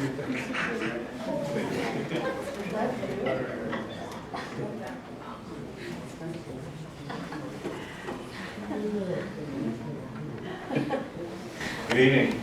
Thank you all for coming out. I just wanted to first start off with thanking the elder for the opening prayer early on this afternoon. I also want to say to Stephen, hope you made it home safe. I was kind of worried about you. Thought his throat was going to inflame or something. And I also want to thank my nominator, Cal Henderson, and my seconder, my mom, Agnes Tintao. And thank you to the electoral officers, Talia Brick here, and Ron, wherever you went, snuck out to the bathroom. I'm basically just putting my name forward just to be on behalf of the youth. I just want to see more youth involvement. That's why I'm putting my name forward. I just want to inspire more youth. And one thing that I also wanted to talk about was I was part of the Sports and Rec Derby for about the past 4.5 years now. And one of the big things that are happening right now, they're selling tickets right PA in one of the small little rooms like this one, maybe smaller. Probably just roasting like this. And it kind of hurts me that I can't be involved, like go and help them, because I've been helping setting up the site for the past, I'd say 7-8 years. And that's one thing I also wanted to say. Was, I wanted to take a quick second just for one of the persons I used to work with all the time in setting up the cells. His name was Miles Keeley. He was one good mentor to me. He was mean to me, but he was also funny. He was a great guy. And it was also hard for me last year when we were setting up the site without him there. It took a little bit of realization there when I realized he wasn't by my side. And I thank Roger and Dean there for helping me out as well. When we were setting up the areas, like setting up the poles, like he's usually the guy there. If you put the board on there, he's eyeing it down. He's just yelling at me, "No, put it the other way." And I hope it goes smoothly. And also, one of the main factors that I was looking for in the future was more youth programming on the reserve. There's one thing for sure that I used to be part of when I was a kid, growing up in between my middle years, probably 5 and older, between 5 and 10 years, 10 years old. I used to be part of a soccer league here in Prince Albert I used to have a coach I used to be at a Little Red. His name was David Charles. And that's one thing that I noticed. One thing I wanted to say, that's what I noticed was, before then we always used to be together into one big group for all our teams. It was never Montreal Lake, it was never Little Red, it wasn't Prince Albert. We were all just one great big team. And that's one thing I miss, and that's one thing I wish to strive for. And also one more thing I wanted to say was more elders gatherings. Like, I remember the time it opened up when Delia and Italo was opening the trailer there for the first time. I was looking at their pictures on Facebook there. All the elders are just playing all these games and socializing and all that. That made me happy inside. So that's more what I want to see more of. And that also gave me the idea a few years ago, was that we needed to utilize either one of our buildings in the reserve currently, or to construct a new elders care home, so that our elders don't have to go to like other places like Green Lake, Saskatchewan, Prince Albert. I just want them to be in one big area where they can all go and stay together. Because that's one thing that I realized. They're happy when they're all together, and it makes me happy inside. And one more thing was, after hearing about the new school that's being built there in Montreal Lake, I was also wanting to throw it out there to maybe get an indoor daycare center for our youth adults. young parents today, like I heard today, there was a few of them that are struggling. As you see that our daycare is like halfway across the reserve, and then they got to rush all the way back. They got to go all the way to the school, and then that's one thing. It'd be so much more efficient if they're all able to go to the one area. Make it a lot easier on them, especially being a young parent, a single parent of myself. I have one beautiful daughter. Her name is Elaine Leitao. She always says, "I'm 6 years old now." I'm big.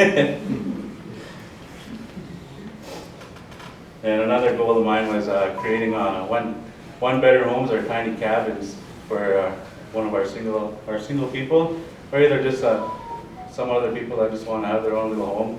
Like, you know, a lot of people like having their own space, and that's one of the issues that I've been hearing over the past couple of years is there's so many people, like there's crowded in big houses, like for instance, there's like 10, 12 people in there. I know it feels good to like all have all those people in one roof. Like I used to live in one as well with my siblings and my mom. And another thing was, I graduated back in 2014 and at the Senator Allen Wed Memorial School. I used to be the youth SRC chief back in 2013 and 2014. Like I said last night, I was just real nervous at the time when I was coming to, because they gave me the honor of telling me that I was a valedictorian. And I didn't want to, I handed the reins over because I didn't want to speak. I was too shy. And then next thing you know, a few minutes later, one of the older guys come and tell me, "You have to speak." I was like, I didn't want to. I was so scared. I was nervous. And with that, I just wanted to keep it short and sweet, you know, because it's hot. I get hot right away, as you can see.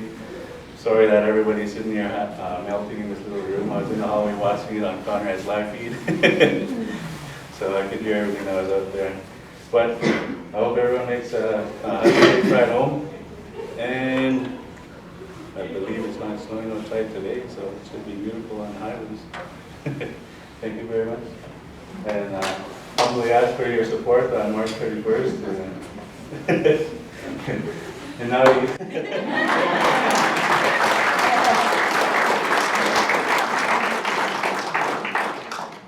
Candidates are advised that there will be an election on March 31st, 2023. Electronic voting will start on March 20th, and there will be no advance polls since electronic polling and multiple physical polling are available. All notices and voting event information is located online at onefeather.ca or can be requested directly from the electoral officer. A final candidate's notice will be posted within 24 hours of this nomination meeting, so March 16th. I hereby close this nomination meeting at 8:37 p.m. on March 15th, 2023 in Prince Albert. Thank you.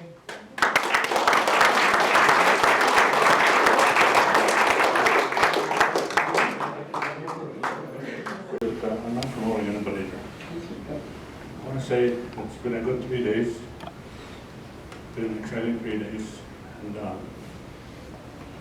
I think for me, when we talk about nation building, we need to have our own people sit around, tell you, our own electoral officer. This is the second election that, you know, I haven't even met the guy. I know we called it by Lawrence. He should be here. And we should have a bigger room. We should have better planning. This is important. We should have a bigger room. And it's awful to be in here. It's really, and we need to plan that. We need to work together. And you know, I just want to thank Ron. I want to thank Tanya.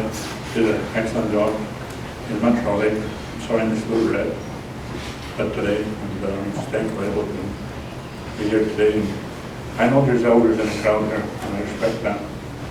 But I just want to say that because I think it's important.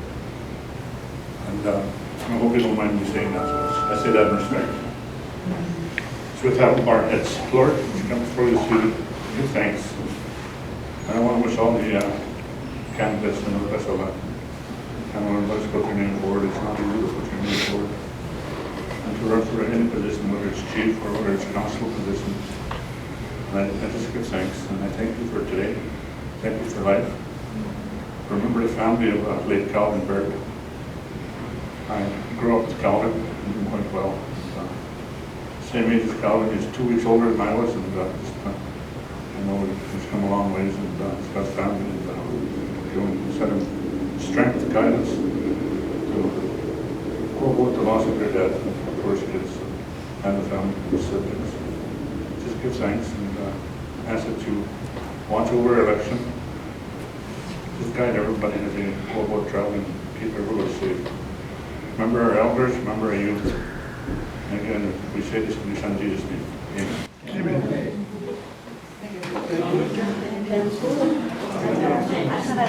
Amen.